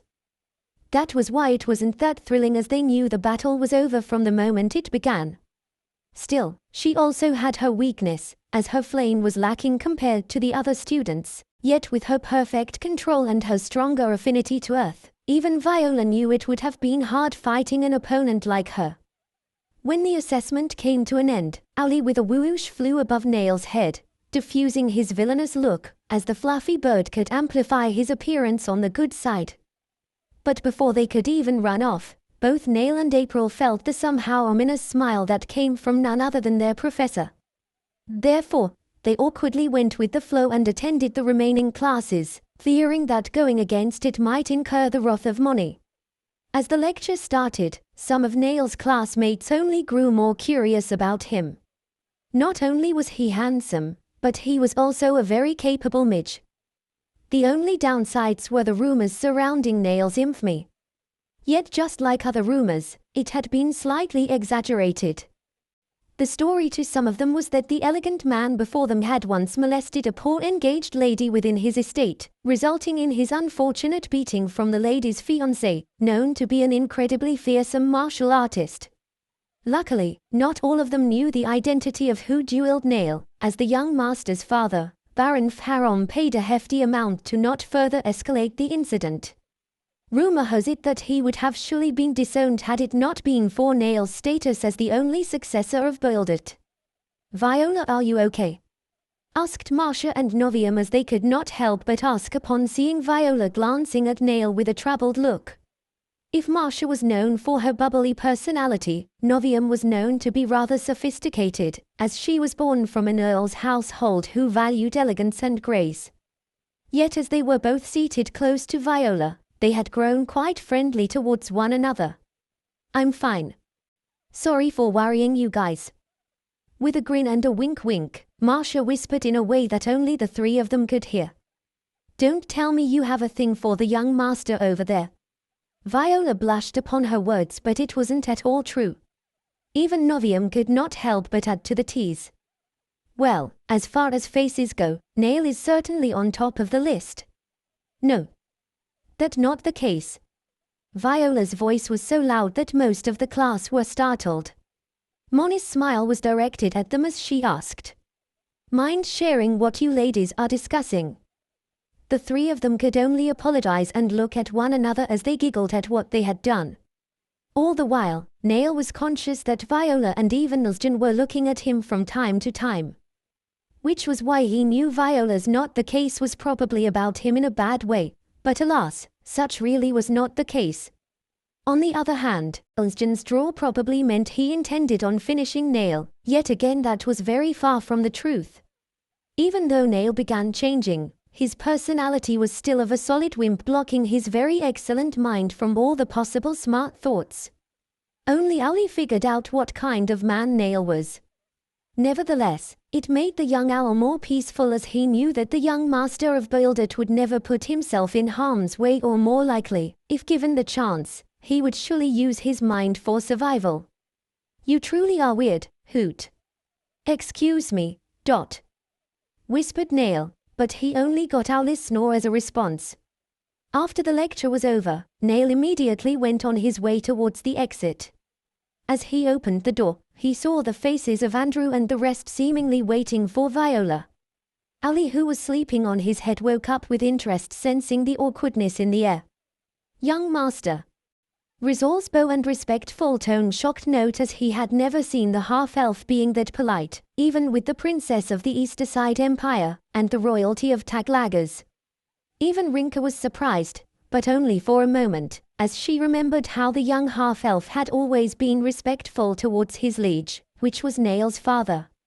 Upon seeing Nail and her friends together, Viola immediately ran over, as she feared the potential bloodshed from seeing Rinka with a cold yet distant expression. "Viola." Seeing her, Numiku chose to abandon the weird atmosphere. She had no reason to be mad at Nail, so long as he would not hurt her friend. Yet, on the other hand, Rinka, among all of them, did not at all acknowledge Nail's presence. She was expecting him to retaliate, but it never came as with simple words he said. "It's been a while." Nail's words were also gentle underneath his panicking thoughts. His way of bowing was eyed upon by everyone as it was truly from a man of nobility. It put Andrew in an awkward position, as he was also underbuilded, but he could never bow to someone who had hurt his friends. Sensing the pained face of Andrew as hostility, Nail thought that he was feeling mocked by his actions, so he then added on quickly. "I will excuse myself now, Princess, young master, young miss. Everyone." They could not believe what had happened. As far as they knew, Nail would not have let that chance slip by. If he wanted to, he could call out Andrew's rudeness, which would really put shame on the martial artist, as he was a commoner. Contrary to what Nail thought, Andrew never did feel mockery at that moment. He only felt guilt as he knew what his parents had told him, but even so, his character could not bend that easily. As they watched him quickly walk away, Rizal, after bidding them goodbye, followed after Nail. After excusing himself, Nail walked so much faster than usual that Owlie had a hard time lying on his head. As annoying as it was, the young owl understood and kept silent until they were far enough for anyone to see them. Nail had decided to go outside the school to avoid any interaction, as seeing Andrew's group of friends made him feel a bit strange. Deep inside, he felt a sting of sadness which he effortlessly thought was due to him being scared of them. Still, the feeling he was getting was rather suffocating to him. That was why he decided to cool off in a nearby store where he could enjoy a different ambience and a cup of cheaper coffee. "Say Owlie, wanna grab some lunch outside?" PMITV audiobook. At your hair, but apology accepted, hoot. Usually, Nail would refute Owlie's words, yet he decided to let it slide as he wasn't really in the mood. The area they ventured to was far from where he had initially thought they would go. It was deep in the inner circle of Taglagas, where nights were often livelier than the rest of the vicinity.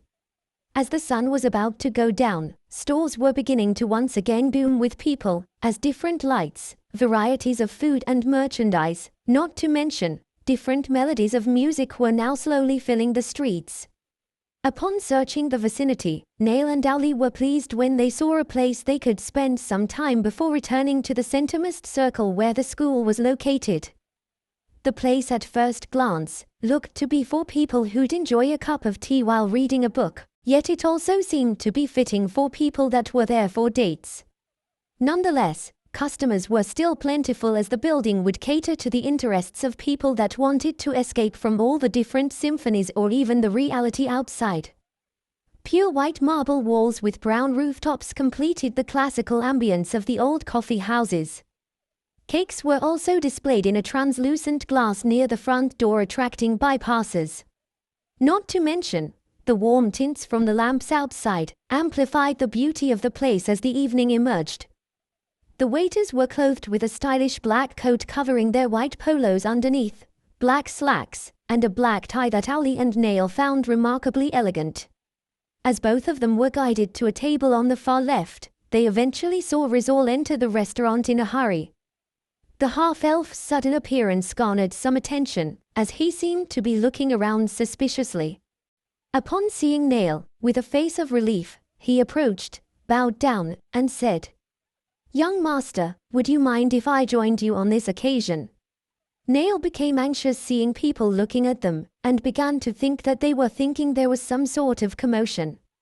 Therefore, with an unwilling voice and a panicky hand gesture, he replied, "Ah ha ha, please, let's sit down." As they waited for their order, Nail was a bit reluctant to speak. He had no idea as to why Rizal was there and was waiting for him to converse. Yet that didn't come, as Rizal was with them just enjoying the evening with a cup of tea. The night that was supposedly for relaxation ended up being a silent, awkward moment for Nail. Still, he was glad Rizal was not there to intimidate him. In the novel, The half-elf was known to be the best friend of Andrew, and even his right-hand man. He was also defined as a man of few words, yet he would occasionally banter with Note and often leave the young knight of the Easterside Empire at a loss for words. Nevertheless, what scared Nail the most was Rizal's prowess in martial arts, and most of all, his loyalty to his friends. Nail was certain that murdering a distant arrogant young master that hurt his friend was as easy as stabbing the cake that he was putting in his mouth.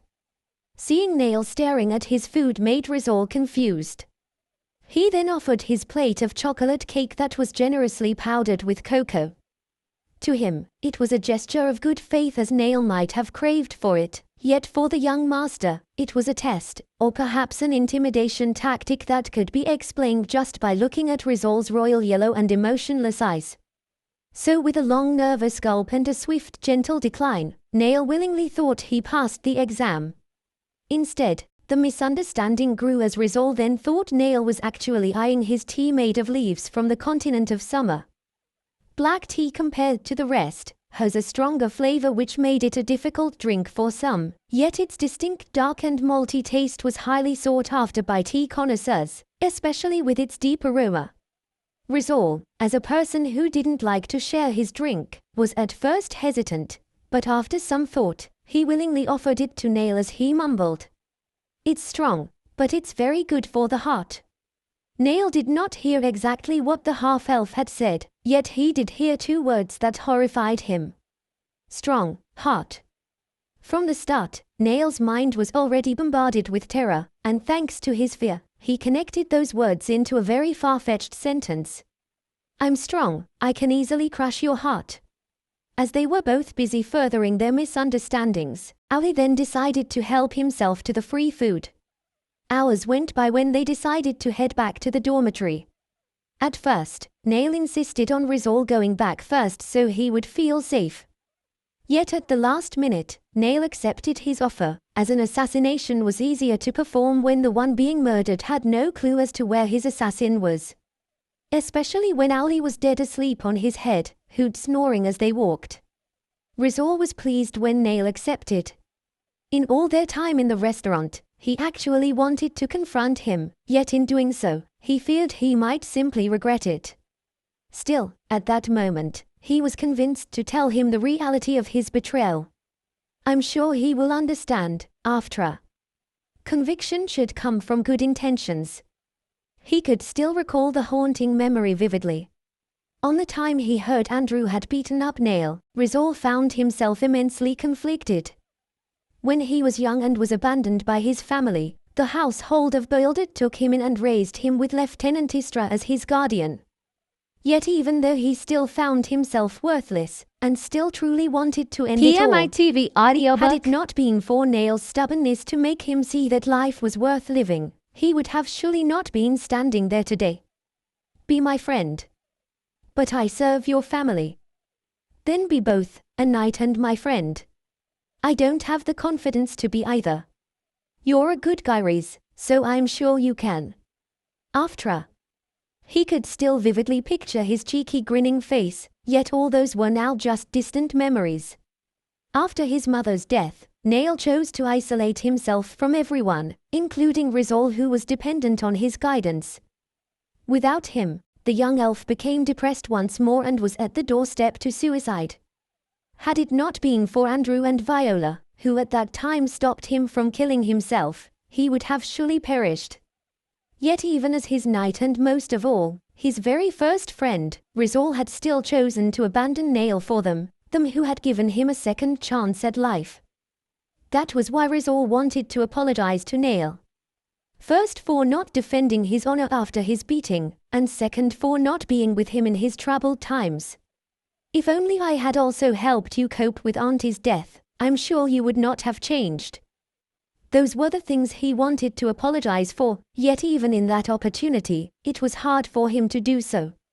As they were both nearing the school, Rizal with a shaky voice and his trembling body finally managed to say, "Young master, I..."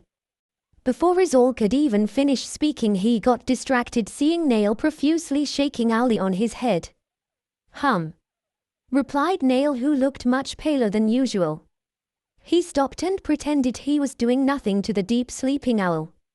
Rizal had managed to brush it all away from his mind, as he bowed down and proceeded to speak once more. I, as your friend and knight, I vowed to protect your honor, yet I abandoned you when you needed me most. Young master, I'm sorry. A long silence filled the air, and before he could even say anything else, he was again distracted from Nail's apathetic voice as he said, "Do you love your friends?" When he looked up, Nail's gaze was serious, yet it seemed bright as his cold red eyes looked through the dark of the night. Yes. Rizal could only mutter, as he turned his gaze away, facing the ground with guilt once more. All this time, I knew I would have fought for them. I'm sure. What you did was wrong and so I couldn't protect you. He knew deep inside, if he was present at that moment, he would have protected Viola and Rinka even if it meant fighting his first friend, Nail. Enjoy life, Riz. If it gives you lemons, maybe make some lemonade. You're the one who told me that, so why? If Rizal would be honest with himself, he was really mad at Nail for abandoning their friendship. As his mind was slowly growing with uncertainty, he heard Nail speak with a hint of glee. Then there's nothing wrong with it. What I did was wrong in the first place. Earlier it was true that Nail was overcome with fear. He was waiting for the moment where he thought he would inevitably breathe his last. Yet that was why when he heard Rizal's apology, all the tension in his body had left him, leaving only immense relief at that very moment. But I failed your honor. And I've betrayed our friendship. My honor is mine alone, and as for friendship, just be my friend again. Upon saying that, Nail reached out a hand to the half-elf. As he accepted his hand, Rizal then realized that Nail was making the same face that his cheeky friend once had. He then thought that perhaps the old friend he knew may slowly be returning after all, and with a smile, he then teasingly said, I'm not sure I have the confidence to be friends with both of you. You're a good guy, Rizal, so I'm certain you can. After, conviction should come from good intentions, replied Nail cheekily. Where are we going? Hoot. To fetch some fruits. That day, Nail finally saw the news he was waiting for, the mysterious fogging of the forest between the border of Taglagas and the tribe of Pegasus. The forest of Lagupar existed for the cohabitation and peace between the human kingdom and the Pegasus tribe. Two entrances stood in the forest of Lagupar, the entrance to the forest, guarded by the knights of Taglagas, and the entrance to the tribe of Pegasus, guarded by the half-winged beasts. The forest was protected by both sides as a sign of respect towards Pegasus, the legendary beast who protected the kingdom ages ago and was therefore rewarded his land by the king. Yet Pegasus was free-spirited and was often embarking Mundu alone. Some scholars believed that the legendary beast was wandering at the center of the world where no one dared to venture. Those were the things that Nail had managed to read about the forest they were headed to. Some parts were, of course, ridiculous to him as he imagined that Pegasus was just some sort of horse that managed to grow a pair of wings. So how come he has some half-human descendants? Nail and Owlie were currently nearing the southern border of Taglagas. The travel time was not that long, but they were both satisfied with their decision to eat heavy meals upon seeing the forest. Lagupar, that was known for its vivid greenery, was now covered with thick fog. Cold humid air could already be felt from its entrance. It would be annoying to walk inside the wilderness and much more eat inside it, as the humidity would surely spoil the food. As the entrance to the forest was heavily guarded by the Autumn Kingdom's knights, especially due to the abnormal fogging situation, Lagupar became eerie and lifeless from outside. If it weren't for Nail's greed, he would have surely gone home by now. Luckily, prophets blinded both of them as they walked, with Ali atop his head, towards the entrance. Upon seeing both of them, the knights guarding the entrance were surprised. They flinched from the deep hoots they heard and the appearance of the approaching beings, as they began to remember the rumors. A frosted ghostman bearing a translucent complexion would visit their dwelling, and with its chilling bloody eyes would judge that person from their evil doings. He was accompanied by an undead man, who might have been considered a good uncle in the past, and a crow that was fairly fat for its own body as it would often devour the flesh of the wicked. The now paler knights were hoping it wasn't them, as the undead man from the rumor was nowhere to be seen. Still, they could not help but be frightened. They then raised their guards up, as they fearfully declared, "State your business." With a cheeky smile, Nail slowly held out a letter and a card within his hand, immediately letting the guards sigh in relief.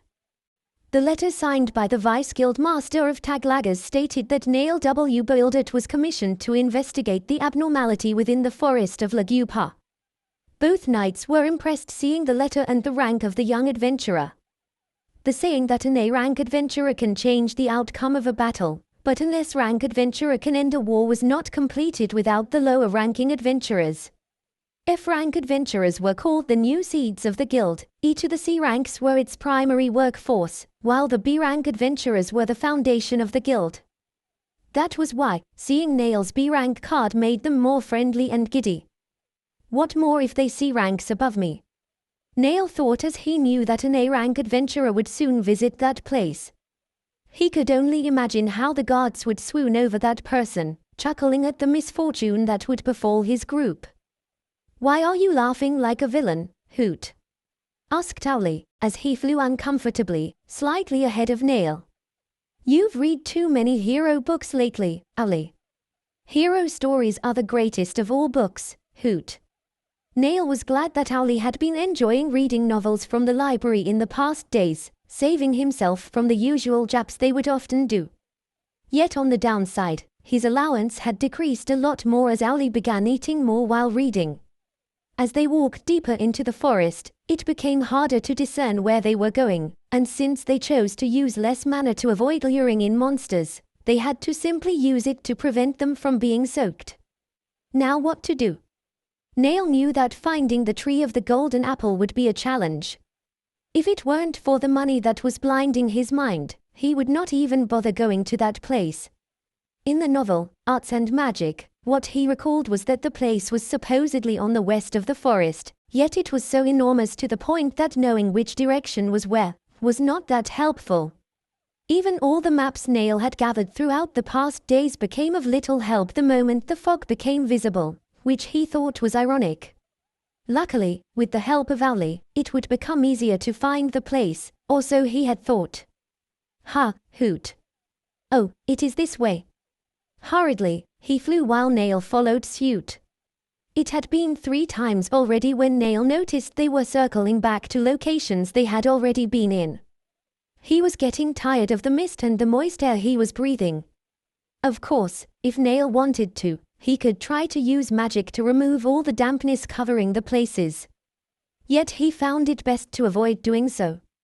Recalling the novel, he wished to not aggravate the rampant monsters in the dungeon that readers had assumed was the cause of the fogging.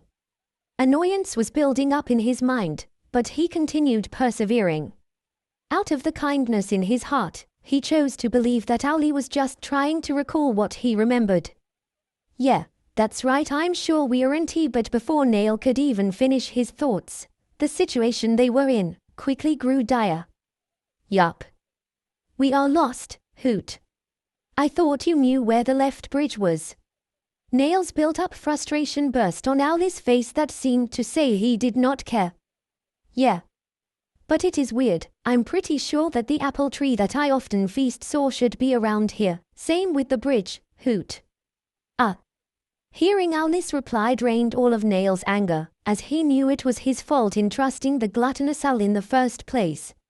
"Should I try again after this weather?" "Nay, if I waited that long, she would find it instead."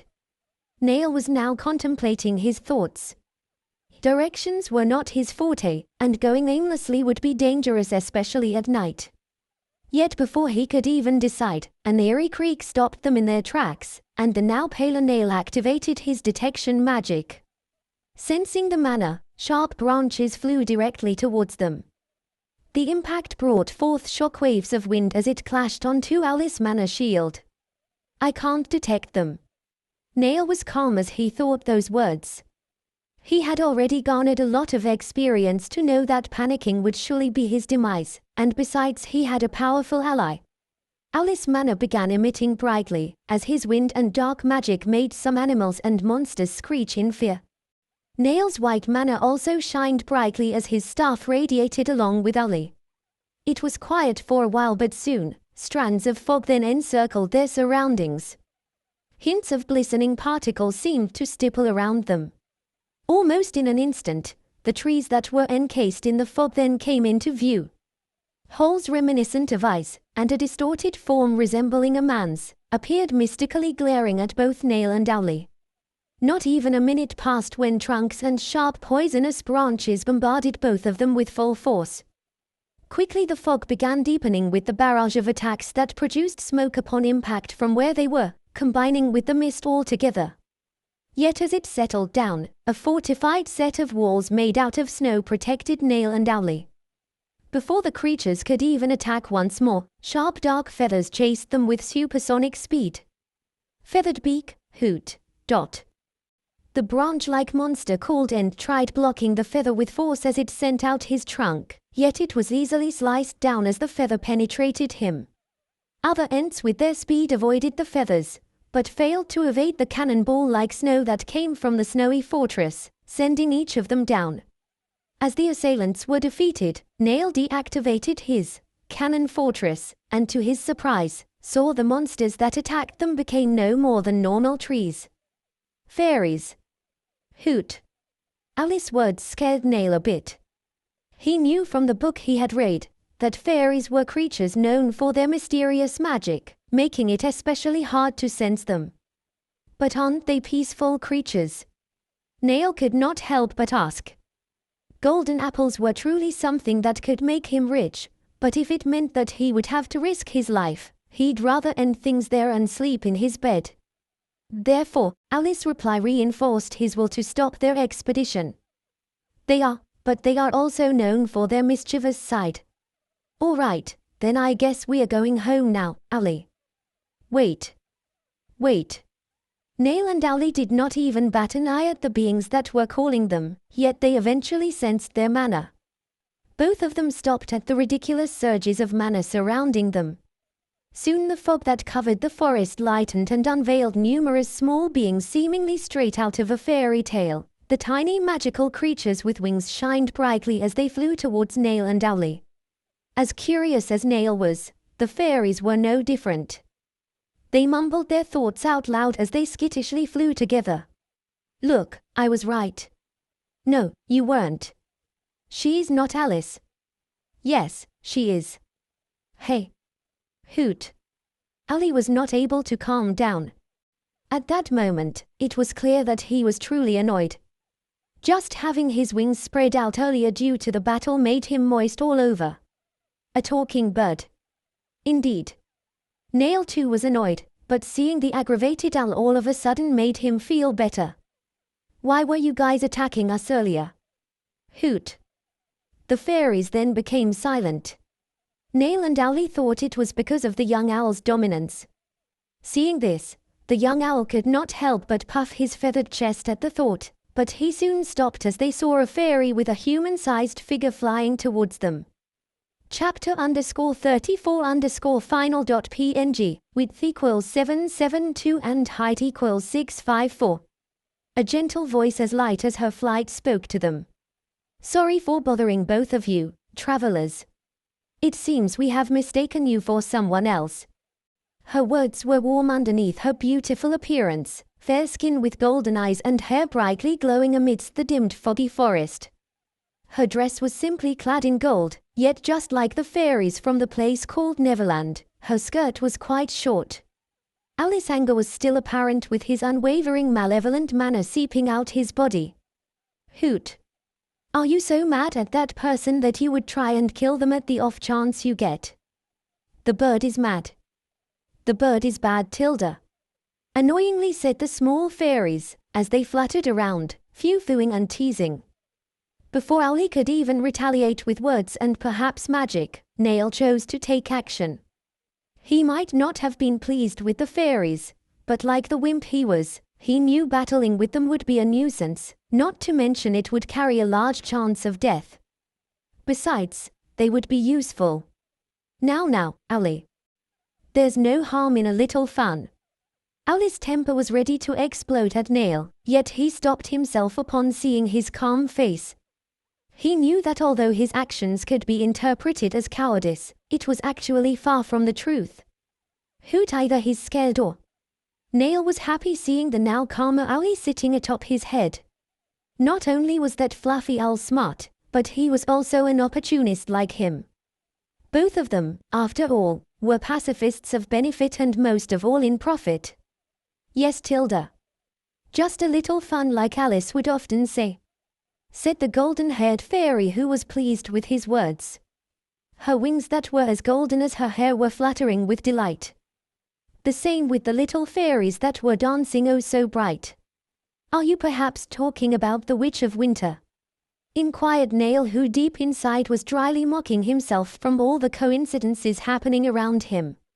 Upon hearing his question, she and all the other small fairies twinkled like little stars, immediately reminding Neil of the nostalgic Christmas lights on Earth. Yes. We felt that you carried the same manner, and so are you, Alice? Asked the little fairies. I'm actually her son, Neil Whitner boiled it. It's a pleasure to meet you. Neil's short introduction was then followed by his short explanation. Oh. Hearing of Alicia's passing took them by surprise. They grieved almost in an instant, matching their quickly dimming lights. Our condolences. Her wings fluttered softly, as if it mimicked her words. She then continued with a smile. Alice was a good friend of ours. You see, she was the one who told us that surprising her like that was all right and fun. You have a weird mom, Hoot. Oh, and my apologies, I am Princess Sampwa, the Golden Fairy. Upon her introduction, Sampwa gestured mystically with her fingers. Glitter like magic then gracefully enveloped their surroundings. Whoa. Neil admired both the fairies and her manner's fluid movements, before turning his attention to the magic being casted. Slowly the glistening lights entered their vision and began showing Alicia and the fairies happily playing together. Alicia's white hair and pale skin matched her white manner beautifully. Yet it only became menacing as she summoned multitudes of ice to rain down on Sampwa. In return, the Golden Fairy laughed viciously. Her angel-like fake was by then much closer to a dungeon's final boss, as she frighteningly countered Alicia with melted splattering gold. The small fairies were all laughing while running away from the terrifying battle. Fun memories, fun memories. Indeed, indeed.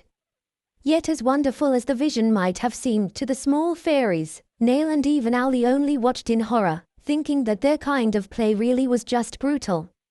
Your mom was truly a fun person, Tilda said Sampwa, who looked happier upon reminiscing her past with them. The small fairies then followed suit with their joy. Let us pretend we didn't see anything, Owlie. Agreed, Hoot. As she snapped her fingers, the vision slowly dispersed, before vanishing and leaving behind small dusts of gold. Sampwa then turned to both of them as she gently spoke. So, son of Alice, who may your friend be? I am Owlie, Hoot. Soon, other small fairies began introducing themselves with their colors and what they liked. Neil was quite startled, not because of what had just transpired a while ago, but upon learning small fairies didn't usually have a name.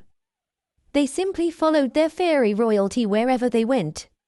Of course, some small fairies would venture on their own and would have the possibility to grow past their limit, but that was rare, as small fairies were often small-minded and liked to stick to each other. Neil barely remembered what he read about fairies, as he never thought he would actually meet one. Royal fairies are known as the rulers of the land of fairies located in the summer continent. They are known for their immortality and mysterious magic. Royal fairies are the ones that at birth would just proclaim their name and power. They are races that are rarely seen, as the land of fairies is not accessible by all. It is protected by a magical fog that would often bring forth perilous illusions from those who would venture their land. Don't tell me it was actually you who put out this fog. Neil could not help but ask upon recalling the magical fog in the land of fairies.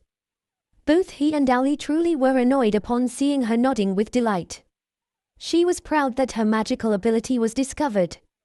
As the golden fairy, a little rain and a little fog was no challenge at all. Phew phew phew. Could I bite her off? Hoot. Finally showing your carnivorous side. Hoot. Please refrain from being vicious, Ali. Remember what you saw. Ali muttered in protest before nodding, making Nail feel reassured. He may be an angry bird at that moment, but he knew that the young owl would not dare to do something that stupid, or at least he hoped he wouldn't. What are you two talking about? Inquired Sampwa. Her curious face was something that would usually captivate anyone, but at that moment, Nail and Ali were beings that preferred sleep, Nail, and food, Ali, over anything and anyone. Ahem. I apologize. I was just mesmerized by your magic. Nail's acting and words made Ali feel like he wanted to throw up, yet he managed to get a grip as he knew he could hold that against him someday. Phew phew phew tilde I am amazing after. Pridefully declared Sampwa, as her followers then loudly and cheerfully declared her awesomeness. Ali's temper was slowly reaching its boiling point, yet he reminded himself of what was to come if he behaved. He then decided to cut straight to the point and ask, earning him a discreet thumbs up from the smiling Nail. What is a royal fairy doing in this forest in the first place? Hoot. Oh, you see, I love gold. Sampwa then further explained why she was there. Some time ago, a traveling fairy was invited to share his adventures with the royal family of fairies. There Sampwa heard how that traveling fairy happened to come across a place that was covered with gold. As the golden fairy, I could not help but be curious about it, so after escape getting permission, we immediately went into this place. Yet after her last words, she and all of her followers were again saddened, as their colors began dimming, matching their feelings of disappointment. But after I got here, there was not really a land of gold, but just boring golden apples. Hearing the word golden apple made Nail and Ali's ears tingle in delight, as they both thought, jackpot. That is why I do apologize if I caused some inconvenience with my magic. We fairies are not fond of other races after all. That is all in the past, Lady Sampwa. We are just happy to have met fairies in our lifetime, aren't we, Ali? We are. Hoot. Both of them were so out of character as the thought of being rich, and the food for Ali, further blinded their honor. Phew phew phew, I thought so too tilde anyway, what brings you here, son of Alicia? Nail and Ali subconsciously looked at each other. Words for one another were not even needed as their thoughts were by then, truly so aligned. We are actually here for the golden apples, Princess Sampwa. We fairies have no need for such fruit. Not long after Sampwa said those words, Nail and Ali were then guided by the fairies. As they walked, there were occasions where territorial monsters inhabiting the vast wilderness would turn their attention towards them. Yet due to Sampwa's presence, most monsters would cower in fear, making it easier for Nail to deal with the rare few who were brave enough to attack. With the use of his snow magic tingling their thick skin, monsters would ultimately run away from the cold. As both the Winged Tribe and the Knights of the Autumn Kingdom would frequently roam the forest, the population of monsters in Lagupa would usually be few in numbers. Yet since the fog had covered the forest's entirety, roaming and going in the forest was stopped until that day. A coincidence, or bad writing? Nail thought, as he knew that in the novel Arts and Magic, Volume 4's villain was the one who discovered the golden apples. Coincidentally, had it not been for the fogging, the dungeon, which was supposedly a random occurrence, would have surely been discovered much quicker as well. Yet again, he knew the reason for the fogging was due to the fairy's personality and that the golden apples were magical and sprouted randomly. So the dungeon in principle should be the same with the golden apples, but what if it's not? Upon arriving, the place, even when the fog looked different, was still magical in Nail's eyes. Its vivid green leaves and strong brown trunk still looked normal even with its golden fruits hanging beneath its leaves. Yet what was truly magical to Nail was the fact that he would later come home richer that day, and perhaps even later succeed at his newfound curiosity. "Thank you, Princess Sampwa, for showing the way," PMITV audiobook. said Nail while bowing slightly. It wasn't apparent, but he was trembling with excitement. His usual villainous appearance was gone, and what was visible was his genuine face of gratitude. As someone poor on Earth, Nail was quite thankful for what he had on Mundu, more so for that opportunity. "It was nothing. What do you intend to do with it anyway?" "We could help you pluck Dot." Yet saying those words, Sampwa was surprised by what Nail did afterwards. With his manner, a combination of wind and snow enveloped its leaves as it plucked down all the golden apples one by one. It was then wrapped by snow and teleported to his spatial ring. At first, Sampwa thought that Nail would destroy the tree and was somewhat disappointed upon their arrival. Like elves, fairies loved nature. One aspect of why they didn't like other races was due to the fact that they would often destroy nature out of greed. Yet as she witnessed Nail's chosen process, she was shocked by how incredible his mana control was. He was handling the plucking and transportation without damaging the tree, and not even the leaves were harmed in the process. Handling all the fruits with utmost care is harder than it looks.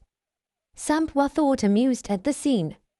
She knew putting up a huge wave of fog required a large amount of mana and experience in using magic. Yet what Nail did required precise control of mana. She then added on, delighted and amused. "You are interesting as well, just like your mom." Nail just smiled, thinking that if he'd say anything, Sampwa might once again duel them like with the case of his mom. After some time, all the fruits were gone, and the tree looked quite peaceful. The golden apples that made it mystical had been plucked and stored neatly.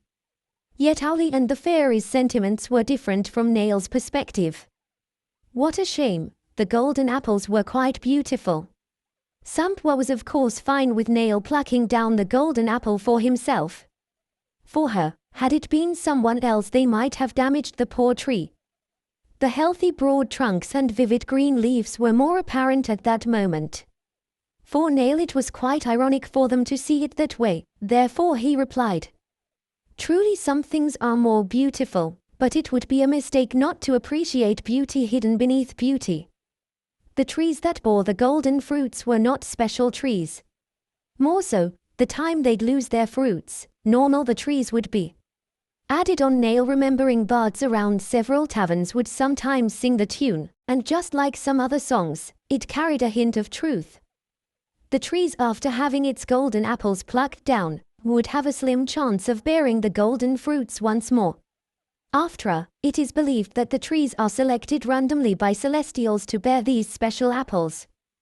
"Thank you once again, Princess." Nail truthfully thanked Sampwa for making their quest much easier. Of course in the novel, the fog was there, but it was not told how the fog was created. That was why having met them was one of the luckiest encounters one could ever dream of having. Not to mention, Nail now found the fairies cute as they exuded the fantasy-like feel he often thought he would see in a fantasy world. It was not a big deal, son of Alicia, but how about a duel to commemorate our meeting, Tilda? Then again, fairies more like Sampwa and her company's cute appearances would disappear due to their addiction to battles. After some hard bargaining, Nail had persuaded Sampwa not to fight.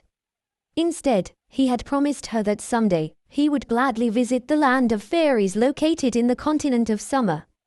Not to mention, the fairies were also persuaded into peace upon seeing the food that was brought by Nail. Of course, Sampwa had already dissipated the fog surrounding them, but not the entirety of the forest as they were told. It is quite hard to do so, but after some days, the forest will definitely be back to normal, Tilda. Nail's smile was cracking as he realized why the fogging in the novel lasted 4 months. Days my butt. The food was not extravagant, but it was delicious. They were well-made sandwiches from the inn Nail and Owly had previously stayed in, many nights ago in Taglagas. Tuna sandwiches dressed in mayonnaise and cream cheese generously spread on the pieces of toast, a perfect amount of fresh tomatoes and cucumbers within it, and cups of hot coffee and chocolate warming their bellies as they ate. Of course, Neil felt the need to have some extra cups and asked some earth fairies to make solid cups that he thoroughly washed with water magic. Peacefully they ate, while Owlie was quite dissatisfied for he was not that willing to share the food. Nevertheless, the smart bird knew he would have more food later on, and so simply he didn't give a hoot, and did not protest. It was already noon when the fairies and Neil decided to part ways, but not before Sampwa showed him another memory of her and Alicia. They were vivid images of a garden-like place. Different types of flowers bloomed near the clear blue river where fairies flew and played with their kin. Neil even thought he felt that the trees were all giving a breeze of comfort as the wind was not too cold and most certainly did not give discomfort. Even the sunlight seemed just enough to warm their hearts. Yet what made him sentimental all of a sudden was the presence of a lady, pale skin that could be mistaken as radiating underneath the sun, silver hair that brightened her beauty, red eyes that were oddly not like his, and a sweet smile illuminating her charm.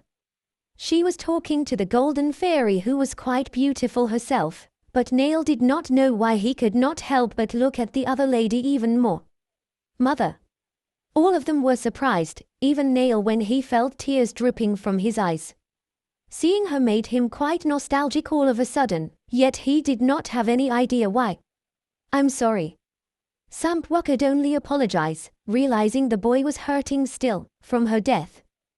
Tears too were dripping from her golden eyes. The confident and barbaric golden fairy was like a child now, sobbing from her face.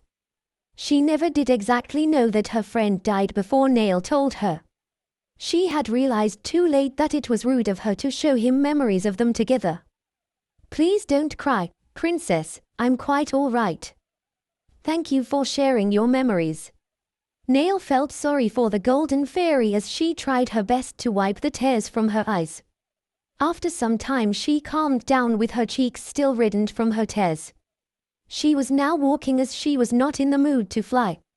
Neil was of course still in deep thought after what happened. He could not surmise why his body was reacting to the old Neil's lingering emotions. That was weird. With a puzzling thought, he bid them farewell and pushed aside those thoughts into the back of his mind. Asterisk asterisk asterisk asterisk asterisk asterisk asterisk. The sun was now beginning to set as the fairies flew away from Lagupa. One of the smaller fairies flew much closer to Sampwa's ear as she spoke. Princess, shouldn't we tell them that we didn't create the fog around the golden tree? I'm sure it'll be fine, tee-hee Tilda. Exiting the forest took longer than they had anticipated, as the fog was only harder to deal with upon being left behind by the fairies. Out of frustration, Neil and Owlie would often bicker and go circles on their path. Are you directionally challenged? Hoot. Owlie's words somewhat prickled Neil's ears as he replied. Just fly and find the way out, you fat bird. Dumb human, I'll get wet even more, hoot. Owlie's rebuttal was stinging as he was very close to both of Neil's ears, lying comfortably on his head in the process. You are not a cat to hate water. You have supposedly studied the map, and we're still lost. You small brain. Hoot. Truth hurts, doesn't it, hoot. Owlie was already puffing his chest out of confidence as he thought he had won what they considered an argument. So you have a big brain, huh? But do you know what's bigger? Yet Neil was not quite done yet. What, hoot? Your last week. It made the entire school garden stink. How dare you make that false accusation, hoot? Mad aren't we? Truth hurts, doesn't it? The bickering lasted for much longer before they finally exited the forest and soon. Young master. Asterisk asterisk asterisk asterisk asterisk asterisk asterisk. The dungeon Andrew and his friends had entered grew dimmer as they went deeper, yet at that moment, it was the brightest it had ever been, thanks to its guest adventurers. Lights of different colors shined blindingly as they fought several different herds of monsters. Andrew's sword not only penetrated the body of an iron golem, but with his light magic and aura bursting forth inside it, the golem stood no chance of protecting its core. His ability had even gone so far as to kill several demonized monsters nearby. 6 to go. Upon saying those words, the iron golems roared as they charged forward. They understood the mockery hidden behind his words. Most golems were artificially created by high-level demons called warlocks. Its core would be hidden randomly inside its body, and would either be made from aura or mana. Once destroyed, the golem would then cease to live. Still, finding the core was one thing, and destroying the body was tougher than it looked. Golem bodies were made from materials like minerals, rocks, crystals, and even elemental magic, like iron, diamonds, and even fire. Therefore, golems were formidable, as they could go as far as being considered S-rank monsters. Among these were the diamond golem, the second most destructive of all golems, and the rare dragon-boned golem, that was said to have destroyed kingdom after kingdom in the Dark Ages. Due to the dungeon's large pools of mana and aura tainted with bad intentions, it would then eventually give birth to monsters that would inhabit the place.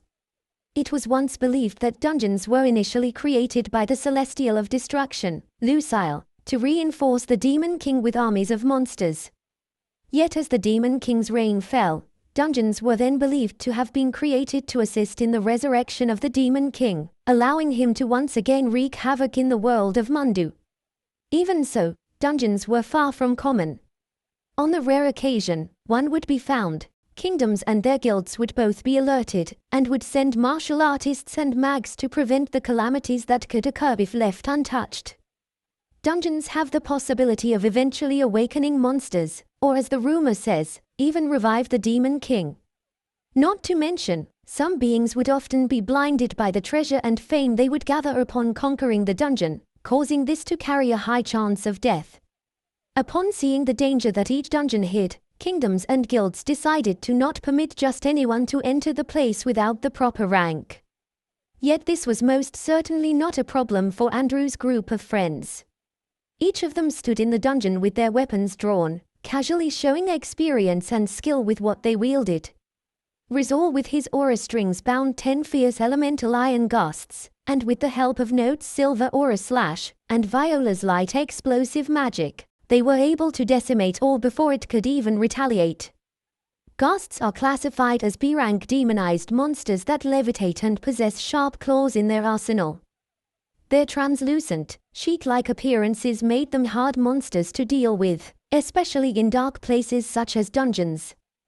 When it comes to fighting ghasts, light magic would be powerful and highly effective against them, making Viola and Andrew their largest weaknesses.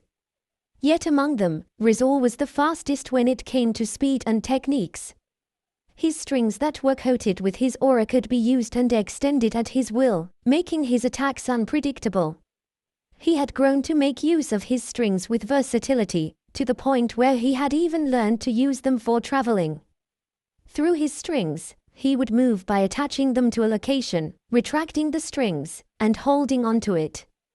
The number of mobs they faced had only grown larger as they transversed into the cave, yet regardless of how many monsters there were, none stood a chance against the B-rank adventurers like Rizal and Viola, who were both at the top of their rank. Not to mention, the soon-to-be S-rank adventurer, Silver Sword, Note Ral was with them. Note's job was to protect Namiku, yet all of them were still engaged in battle. Even the princess fought fiercely alongside Rinka. Both of them were so fast that the larger bronze golem, superior to the iron golems Andrew was battling, could only hit after images of the girls. Both Namiku's and Rinka's agility was just second to Rizal. Yet unlike the half-elf's unpredictable techniques, their attacks were both explosive. Namiku Asuna's martial arts came from the first monks of the East, who happened to be the first martial artists of Mundu. As one of their descendants, Asuna's lineage was known for their long years of cultivating techniques that were passed down to their royal family. Yet what they were truly known for were their explosive auras that were considered equal to a dragon's. Using her fists, kicks, and even her whole body as a weapon, Namiko would often leave her opponents overwhelmed with her barrage of attacks.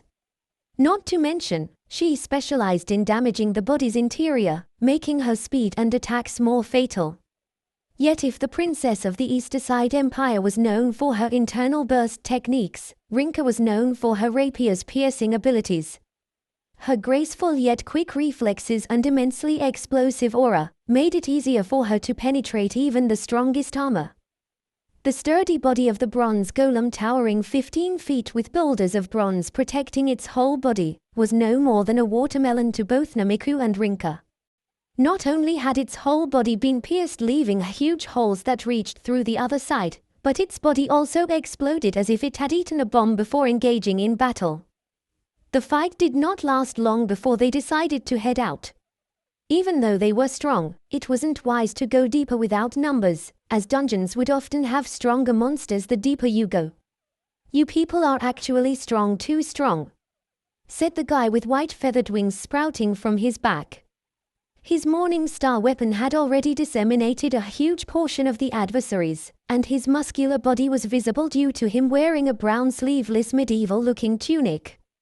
"You are formidable as well, Sir Kent," replied Note, smiling in his unusually formal demeanor. Kent Freed was the son of the Pegasus tribe's chief. His grayish hair had only heightened the muscularity from his aura, and his stern gaze of silver eyes showed the sign of the ones who possessed the blood of Pegasus. He was actually one of those who strongly disagreed to ask for help outside their tribe, yet because of the impending danger they experienced days ago, they inevitably agreed. Nonetheless, Kent was satisfied as Andrew and his friends were actually kind. They were also happy as they had completed their mission of finding the entrance to what was assumed to be the last floor. "I'm sure Lady Sarah will be delighted with this," said Viola, who was really happy with their accomplishments. "I can already hear the guildmaster's laughter." Note's reply made all of them chuckle except one. Odino has truly been marked as a happy uncle for them, yet Rizal's mind was elsewhere as he accidentally voiced out his thoughts. "We should have gone deeper." In truth, all of them wanted to, but unfortunately, they knew it wasn't worth the risk. I am sorry, I was just thinking of that." Rizal felt embarrassed by what he said.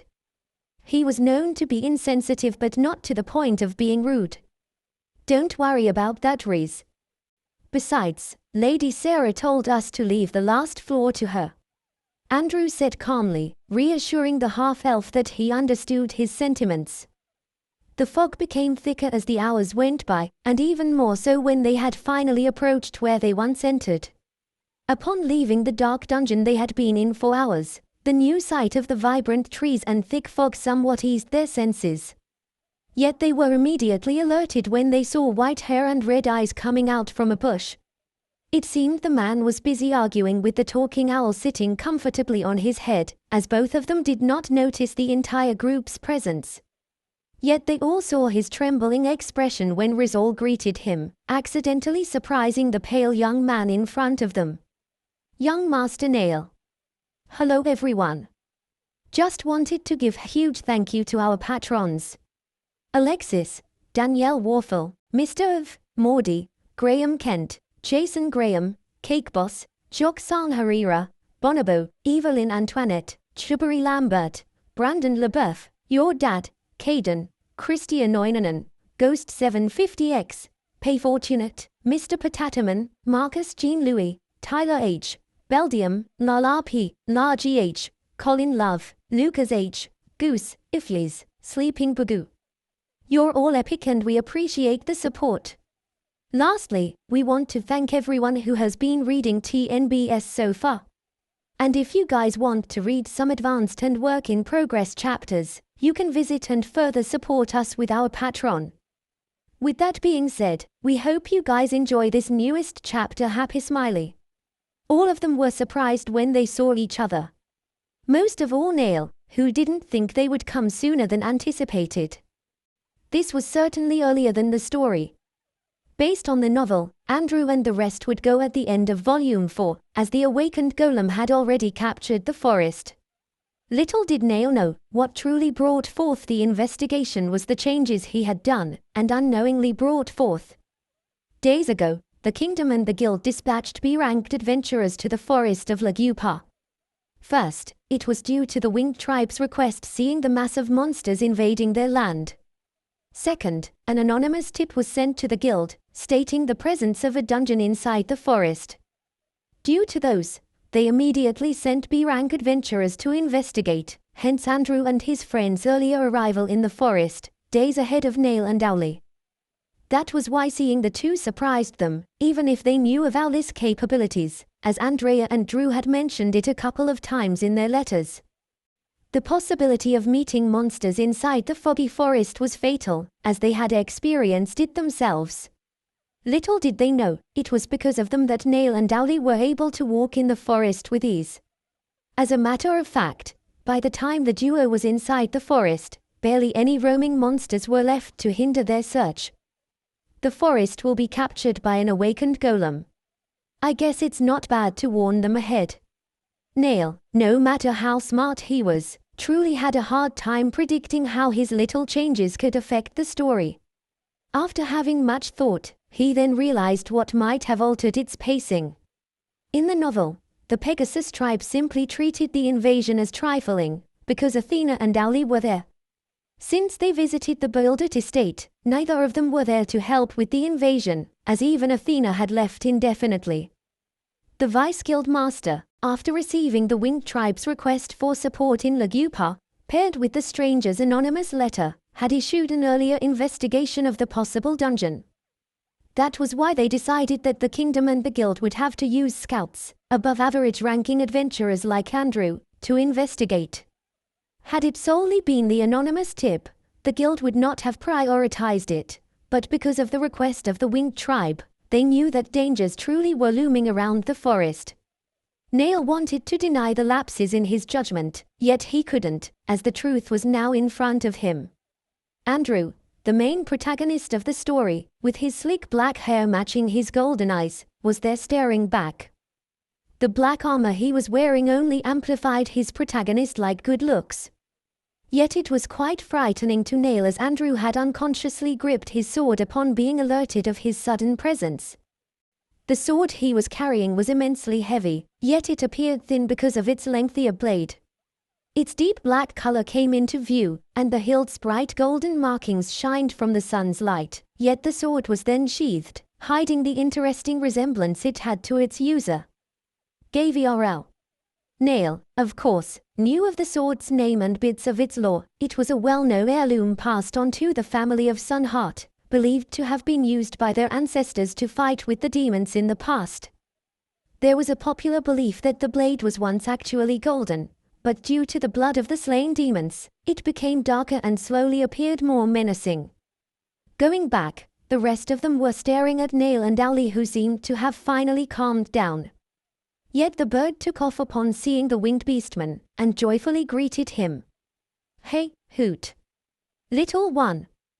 Hoot. It's been a while," added Kent, before vigorously petting the fluttering owl, bringing forth a small wholesome reunion between the two. Yet as cute as the sight was, the odd sight of a calm Owly only weirded Nail out. Asterisk asterisk asterisk asterisk asterisk asterisk asterisk. "Nice to have finally been of your acquaintance, Sire Owly," said Namiku with a smile and a slight curtsy, both befitting a princess. Floof factor. Nail thought as he watched the owl nod in acknowledgement atop Andrew's head. As Kent quickly needed to report to the forest, and accompanied Sarah Star, they all bid him farewell and proceeded to head back to Taglagas. Note had generously offered the young master a spot in the small carriage, which was why all of them were now cramped and stuck together. Nail, of course, wanted to refuse, but he could not as Owly had quickly flown towards Andrew. It then seemed to him that the owl was still slightly mad at him, as he had even gone so far as to being friendly towards them. Mostly due to the sweets they offered him. The princess also invited Nail, which he knew could be surmised as offensive if he refused to go with them. That was why, in the end, he could only bow and agree to their wishes. Rinka and Viola were a bit hesitant with Namiku's decision, but they let it slide knowing she did not mean any harm, and was just sometimes really cheeky. "Hello, you must be the Eastern Princess, Hoot." Alice's reply was greeted with a cheerful smile from Namiku as she said, "Indeed I am." Viola and Rinka followed suit, while Andrew, Note, and Rizal gave a simple nod. They were just formal introductions as they were already acquainted before going inside the carriage. After that, Nail knew it was his time to greet them. With a bow and the most polite way of greeting, he said, "Thank you for the lift, Princess, Riz, and greetings to all of you." Namiku replied with a smile and amusement. Nail was truly more handsome upon closer look, yet she could only shake her head and think. He's a bad guy. He's a bad guy. He's a bad guy, right?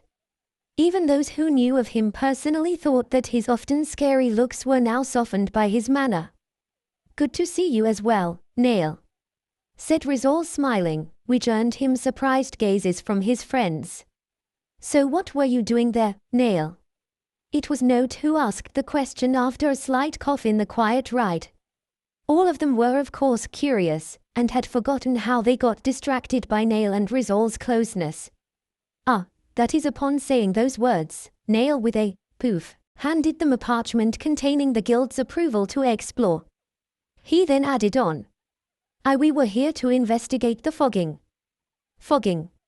Liar, Hoot," telepathically said Ali while looking at him sarcastically. Yet with simple words and a refreshing smile, Nail's reply made the young owl quiet and cooperative. "Do you want to share the golden apples?" It could be said that all of the scorn they were feeling towards one another vanished, as seemingly shiny golden coins were visible in their eyes. "How did that go?" teasingly said Note, as the fog was still there when they left. Yet Nail misunderstood Note's words as friendly and caring as he thought. How nice, he was worried about us. It was far from the truth, but Nail was conceited as he truly liked Note the most. Not to mention, he was a dum-dum when it came to socialization. Well, if it weren't for Owly, we might not have discovered the cause of the fogging. Upon saying those words, Nail briefly explained how the fairies were involved in that incident. Namiku and Note were surprised as fairies were rare to encounter. Not only were they unsociable with other beings, but they were also mischievous, hence other beings also disliked them.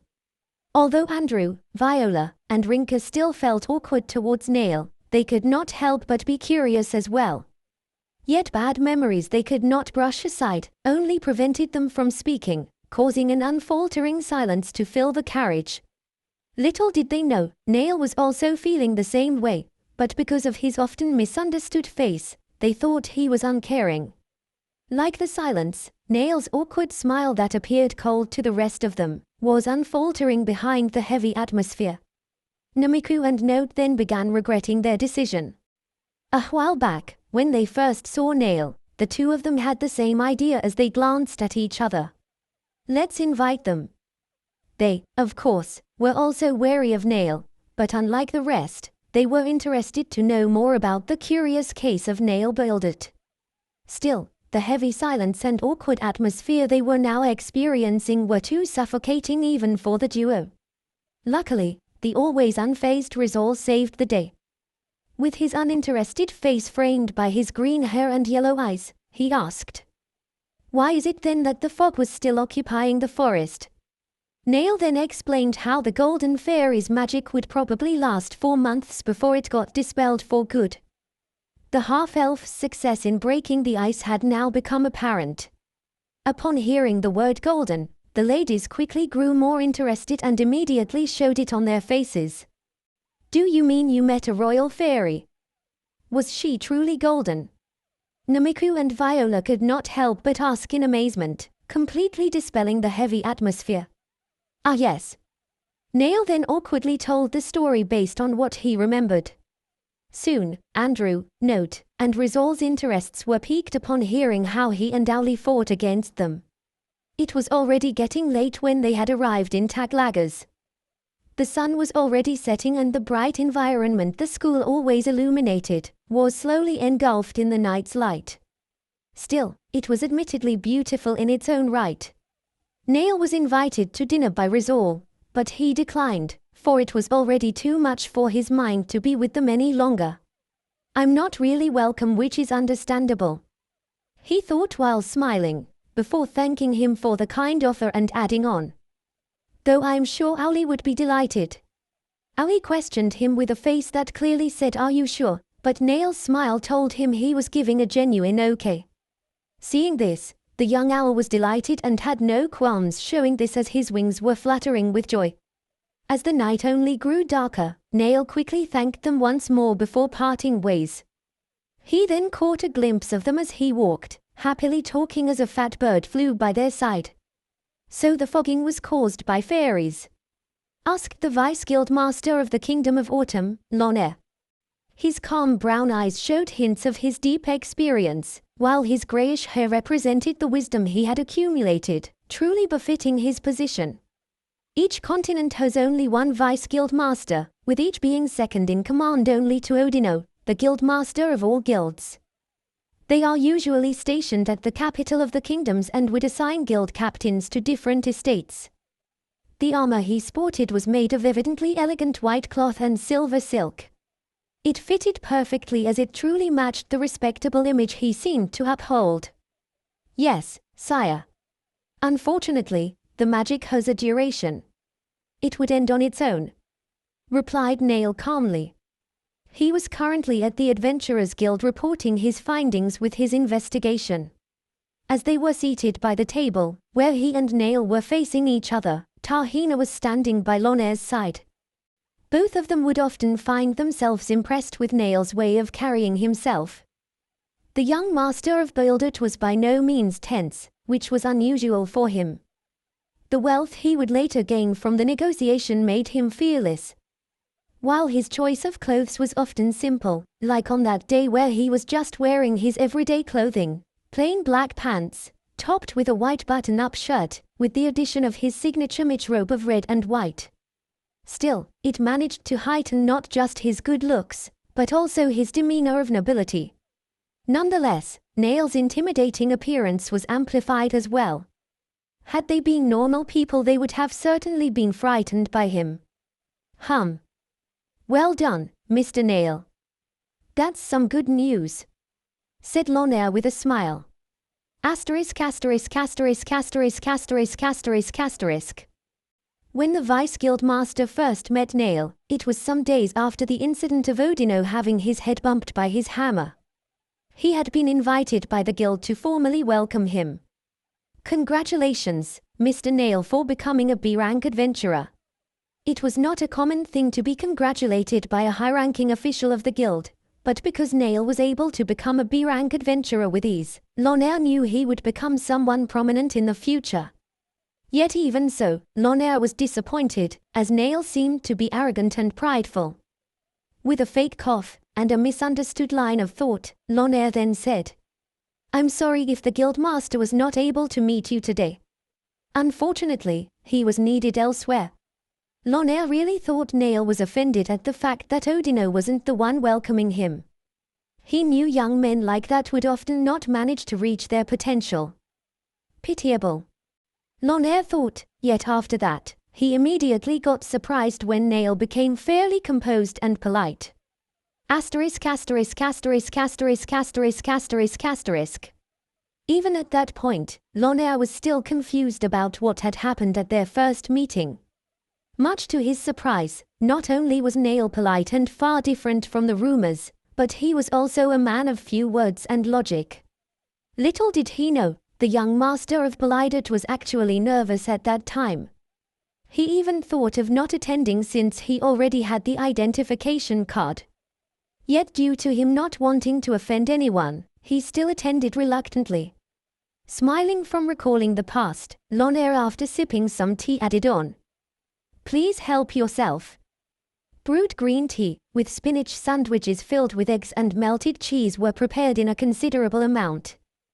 The assorted cupcakes, donuts, and even chocolate-dipped pieces of bread were broadly presented as well. Neil could only wryly smile. The one that would usually benefit from those sweet alluring treats was at the moment sleeping somewhere together with the protagonist's party. I'll be telling you all about it, Owly.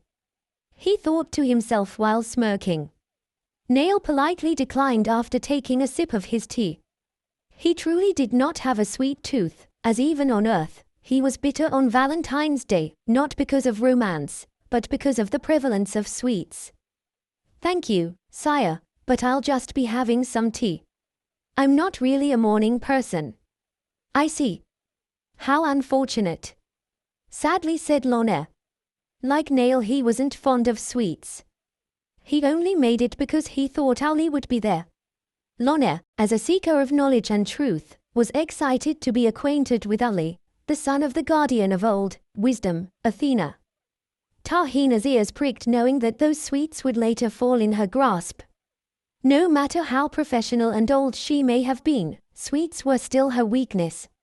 Loner didn't miss the opportunity of seeing Tahina's pleased face as he added on. Please do share it with everyone later on, Tahina. With a pleased smile and the most gracious bow she could offer, Tahina expressed her gratitude as she thought. He truly knows everyone working beside him. Thank you for your hard work, Nail. After saying those words, Loner again examined Nail as he asked. Now what was Sampwa, the golden fairy, doing in Lagupa? Nail then realized again why he was so nervous meeting Loner in the past. This man is truly sharp. In the novel, Loner was the one who first discovered the culprit of the bombings involving Volume 3, yet before he could even report it, he was comatose upon being ambushed by terrorists. After the incident, Odino declared an all-out war against the terrorists and decided to head to the Western Adventurers Guild until Loner recovered. With a poof, Nail decided to not hide it any longer. He actually planned on selling it to a merchant privately to not cause any commotion.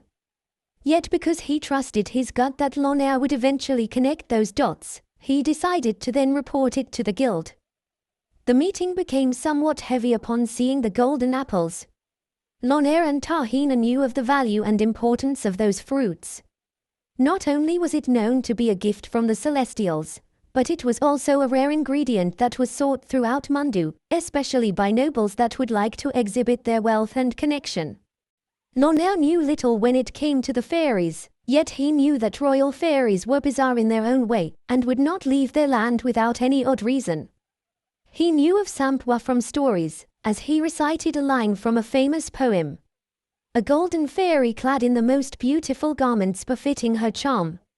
Nail nodded. He thought that the poem was well done but felt something strange about it. Regardless, even he agreed that Sampwa was beautiful, but because of her tendencies to be so free-spirited he was overwhelmed and could not help but want to stay away from her far, far away. After seeing Nail's confirmation, Loner then continued reciting the poem. His piercing eyes were then gazing directly at him. But she was known for her affection towards gold. Without even missing a beat, Loner went and spoke. All the while, carefully examining Nail's behavior. She might have been disappointed. He said as he stared towards the golden apples. This guy is truly sharp. Nail thought as he smiled, hiding his anxiety. He knew, at that moment, he made the right choice. Nail, before Loner could even speak once more, decided to reveal everything about his yesterday's endeavor. Not necessarily. She thought the rumors were some ancient treasures hidden in the forest. When she found out it wasn't, she left it with me. Nail smiled as he spoke those words. He had practiced it earlier the night before, thinking his defense would surely win his fortune. He anticipated that the guild might interrogate him for the claims of the golden apple. That was why he had prepared until he fell asleep. Still, carefully looking at Loner and Tahina while examining the golden apples, Nail could not help but feel a bit intimidated. In his mind, he knew he could not break character as the battle had just begun. After a while, Loner with his investigative smile and calm voice said, "Truly, fairies are way too magical for this kind of thing." Even Nail, after observing Sampwa, determined that the fairies' magic was way more progressive and developed than other races. Not to mention, They lived in a place where mana was abundant and purer, making their cores stronger than most, and their bodies more flexible to mana. Luckily, they were uninterested in politics nor the happenings of the world. Still, their greed knew no bounds for their interests, which truly was both good and bad. It was good, for they would never be part of any power struggle, nor would they initiate a call to arms unless they were invaded. Yet it was also bad, as even if demons were to once more attack Mundu, the fairies would not concern themselves with the matters of the world. They're strong after. Nail thought while a smile formed on his face. He knew that moment was the most crucial point of their negotiation as he said, "Indeed, sire. That was why she left all of these to my possession. Guilds do not necessarily have the right to take items from adventurers, but often it has become accustomed to offer rare materials or treasure for its benefit. That was especially the case for new adventurers who were afraid to offend the guild. If he could assert that those golden fruits were gifted by the fairies, whom kings and queens would not even dare to offend, he could then dictate the prices for it. The guild would then understand the severity of even attempting to get it for a lower price, more so for free." "I see," said Lonair as he smiled in defeat. Both he and Tahina knew when to back down. It did cross his mind to pressure Nail to sell the golden fruits at a lower price. Of course, it wouldn't at all be forceful. Just pressuring words that would often scare new adventurers. Yet at the moment, even though Nail gave away naivety when it came to negotiation, Lonair knew his words were not for show. With a hearty laugh that slightly startled Tahina, he said, "You truly did some research, Mr. Nail." "I did, sire," said Nail, whose heart was pounding from nervousness. Little did he know that his appearance was still calm and completely befitting a villain. "Then allow me to get to the point. What do you want for these golden fruits?" As Lonair said that, Tahina knew the negotiation was then in Nail's favor. She was curious, as Nail was a mystery to her, for not only was he smart enough to figure out the secret of the guild's teleportation magic, but he was also strong enough to kinda deflect Odino's aura. "Is it fame?" she thought as she recalled how Nail got a little upset when he saw he was ranked as a B-rank adventurer. Yet far from what she had guessed, Nail was upset because C rank to him would have sufficed. Even so, Tahina could not be blamed. Most adventurers would solicit for promotion, others would seek connections with high-ranking adventurers and even nobility. That was why both Tahina and Lonair were curious as to what Nail wanted and were both fairly shocked by his response. "I want money. Asterisk asterisk asterisk asterisk asterisk asterisk asterisk." Taglaggers had now become colder, as the autumn season that started a month ago was now reaching its prime. The trees' bountiful green leaves were now withering away, creating another beautiful scenery amidst the cold, chilling breeze. In the midst of all that, Ali and Nail in the early morning had already been feasting in the luxurious canteen of Isuala Dio Saldo. Egg rested between two halves of muffins, complemented by oven-baked bacon and melted cheese wrapped around its entirety.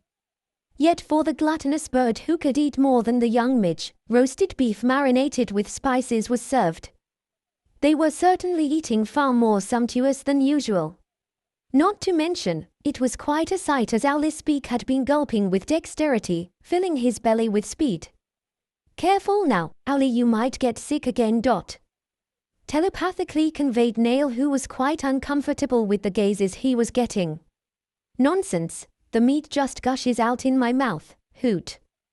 "That's because that's a 5 meat, the best of the best," replied Nail, who was enjoying the tea that had a unique organic fragrance. The sweetest aftertaste further added to his enjoyment in drinking it. "The best of the best, ho ho hoot tilde." The onlookers were startled from the joyous hoot. Even Nail was stunned at first, as that was the first time he heard that odd hoot from Owly. With that, he had forgotten his embarrassment, as he went along and said, "Yes, it was cheap, phew phew phew." Indeed it was cheap, hoot. Note and Rizal were actually at the canteen, dumbfounded at the sight they were seeing. Resource at first wanted to greet both of them, yet his taciturn side kicked in and wasn't able to get any closer. Note was the same, yet he was calmer than the shocked Rizal. The half-elf seemed to have been hit by the impact of the gluttonous bird and the young master's evil-looking smirk. Days ago, on their fateful meeting, they managed to hit it off with Ali and had spent all evening playing with the owl. That was why none of them were able to come to school. Yet all that time, Nail had managed to earn a fortune, still keeping a number of golden apples to give to his family later on. Note actually was still bothered from seeing Nail. Initially, he and the young master of Gilded were not really on good terms, but it could also be said that they were far from being enemies. Still, what bothered Note and the rest of them was the conversation they had with Ali nights ago. At first, it was really awkward, especially when Note and Namiku invited Nail and Ali to Taglagas. Yet it only grew worse inside the carriage, as silence befell even the cheerful duo of Note and Namiku, making them unable to take the reins. After their trip to the forest of Lagupa, Andrew and Rizal reported to the guild while the rest went ahead to the restaurant they often feasted in. That was why they were relieved when Nail declined the invitation, as Note invited him for formalities sake. At first, the three of them were hesitant to talk to Ali, who went with them to dinner, but as time went by, they got quite friendly towards one another. Rizal was even the first to become closer to Ali, who seemed to match the other's personality perfectly well. Rizal with his silent but deadly behavior, and Ali's calm, keen, yet snooky manner made them a formidable duo. Still, what made them like Ali more was the fact he was cute, and as a bonus, was his ability to refute and silence the noisy Note. Going back, the insensitive Note began talking rudely about Nail, as to escape the duo's unrelenting criticism of his uncle jokes. "What's the problem with your friend anyway?" "You mean Nail, Hoot?" "Yeah, I hear he was rude.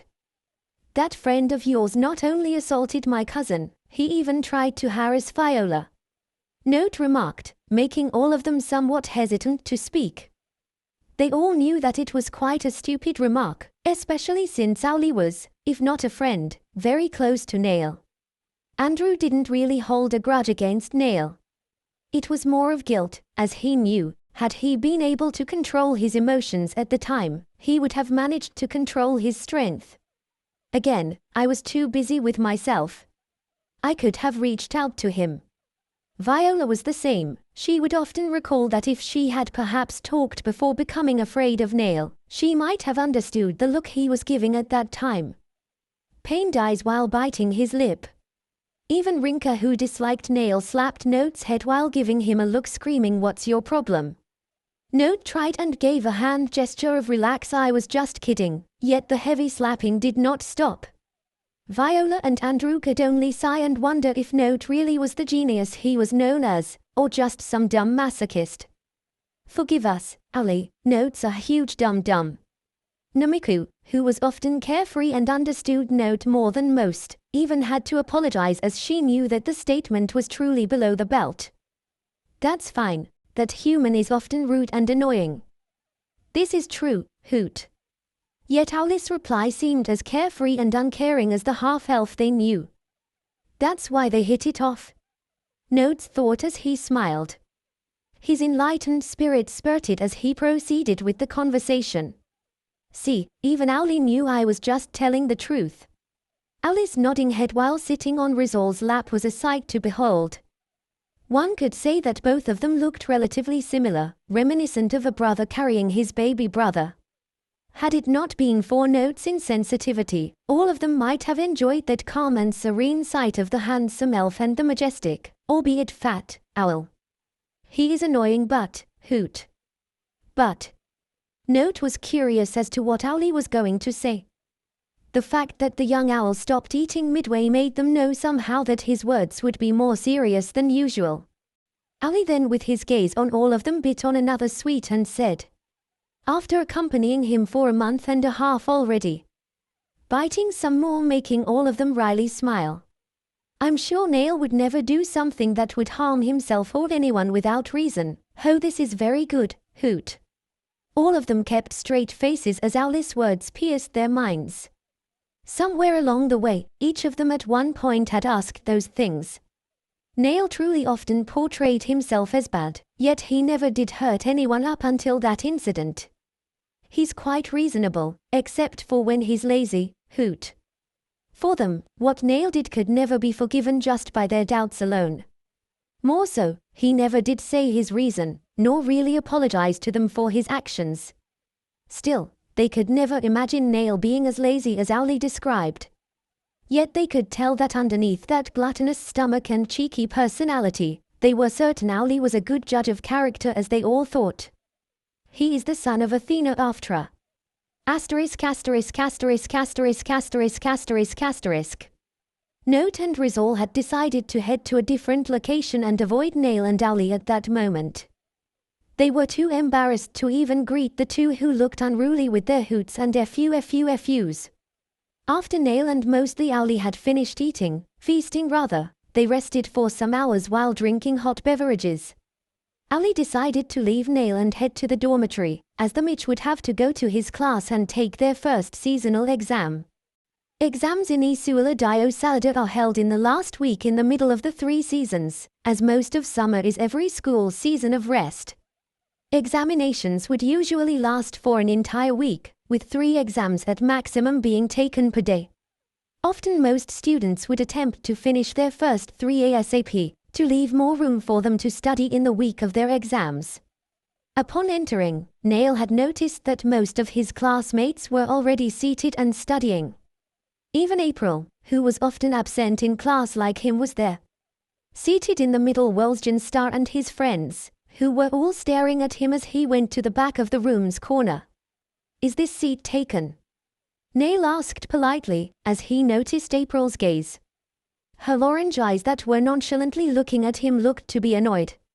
Nonetheless, she replied briefly and coldly. "It's not." Viola noticed Neil as well, but she was busy happily chatting with her classmates. When Moni entered the classroom, Neil immediately felt the tense atmosphere, as if a lever had been pulled. He wasn't at all surprised, as even in the novel, EDSD compared to other schools was way more advanced, making it a challenge for most students to pass the examinations. For years, they've upheld their status as a nesting ground of not only strong martial artists and mags, but also capable scholars of immense knowledge. As students of this prestigious school, the burden of expectations was certain to befall them. Sensing the uneasy atmosphere, Moni spoke in reassurance. "Relax, class, if you studied and reviewed, you will definitely pass." Yet she then added on, slightly annoyed, seeing how both her frequent absentees were not even paying attention. "Besides, everything I've lectured is included in the exams." April had her looks of indifference from the moment she was born. School was not really important to her, yet she knew to continue her research, she needed to pass. Having been her teammate in important quests, Moni knew of her as a competent Mitch, and as far as knowledge went, she was already far superior to most students. Yet due to her boomer-Midge-like attitude, she was often left to her own devices, or devices as the professor would often think. Moni was surprised as well when April heeded the request of Odino to enroll in Isuala Dio Saldo. But she never attends class. What a troublesome girl. She had hoped and really thought the orange-eyed girl would become more open, yet what happened was far worse, as she became even more unsociable and private. On the other hand, Neil Bildert was calmer yet way more reclusive than the orange-eyed Midge.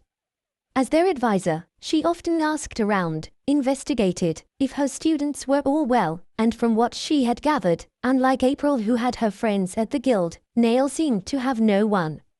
"Looks to me like he even avoids socializing with the young master of Genoja."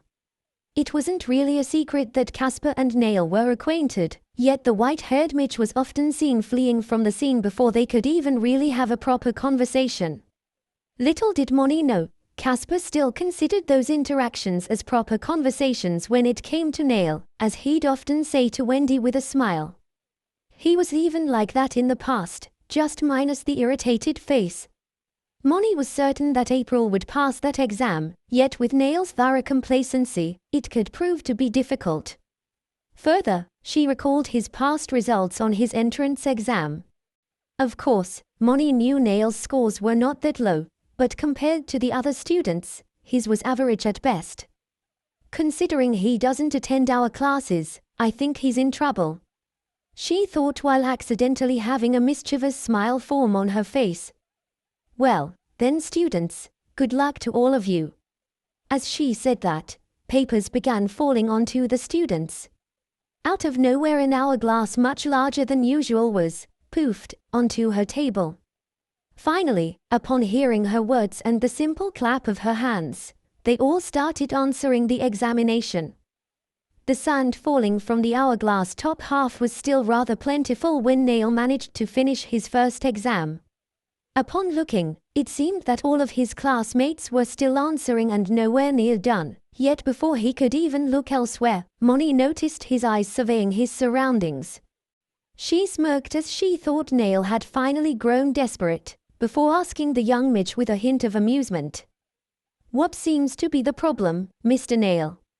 Yet before her smirk could turn into a full grin, Neil with an embarrassed voice said, "I'm sorry, I didn't mean to look suspicious. I'm actually finished with the first exam."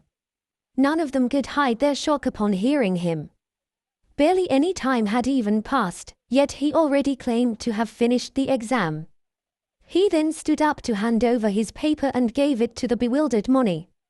He then asked as he was still confused on what to do next, "Should I go back to my seat or wait outside?" Upon hearing his words, Moni was tempted to look at the paper and see if Neil was just truly arrogant, or had lost his will and just passed his paper. Still, she refrained from doing so, and instead replied with a smile hiding her surprise. "Well, you could take the other ones and go early after finishing it all, or you could go outside and revise." But before she could even finish speaking, Neil lit up at the words "go early," and without waiting asked for the second examination. Moni could not even answer Neil's request and simply gave the next exams. His unfazed face and quick hands seemed to be answering the questions with ease. Before the hourglass could even pour half of its sand, indicating the end of an hour, Neil had already finished all 3 examinations meant for that day. He then went on early, humming from the happiness which was soon to be his bed, leaving all of them stupefied.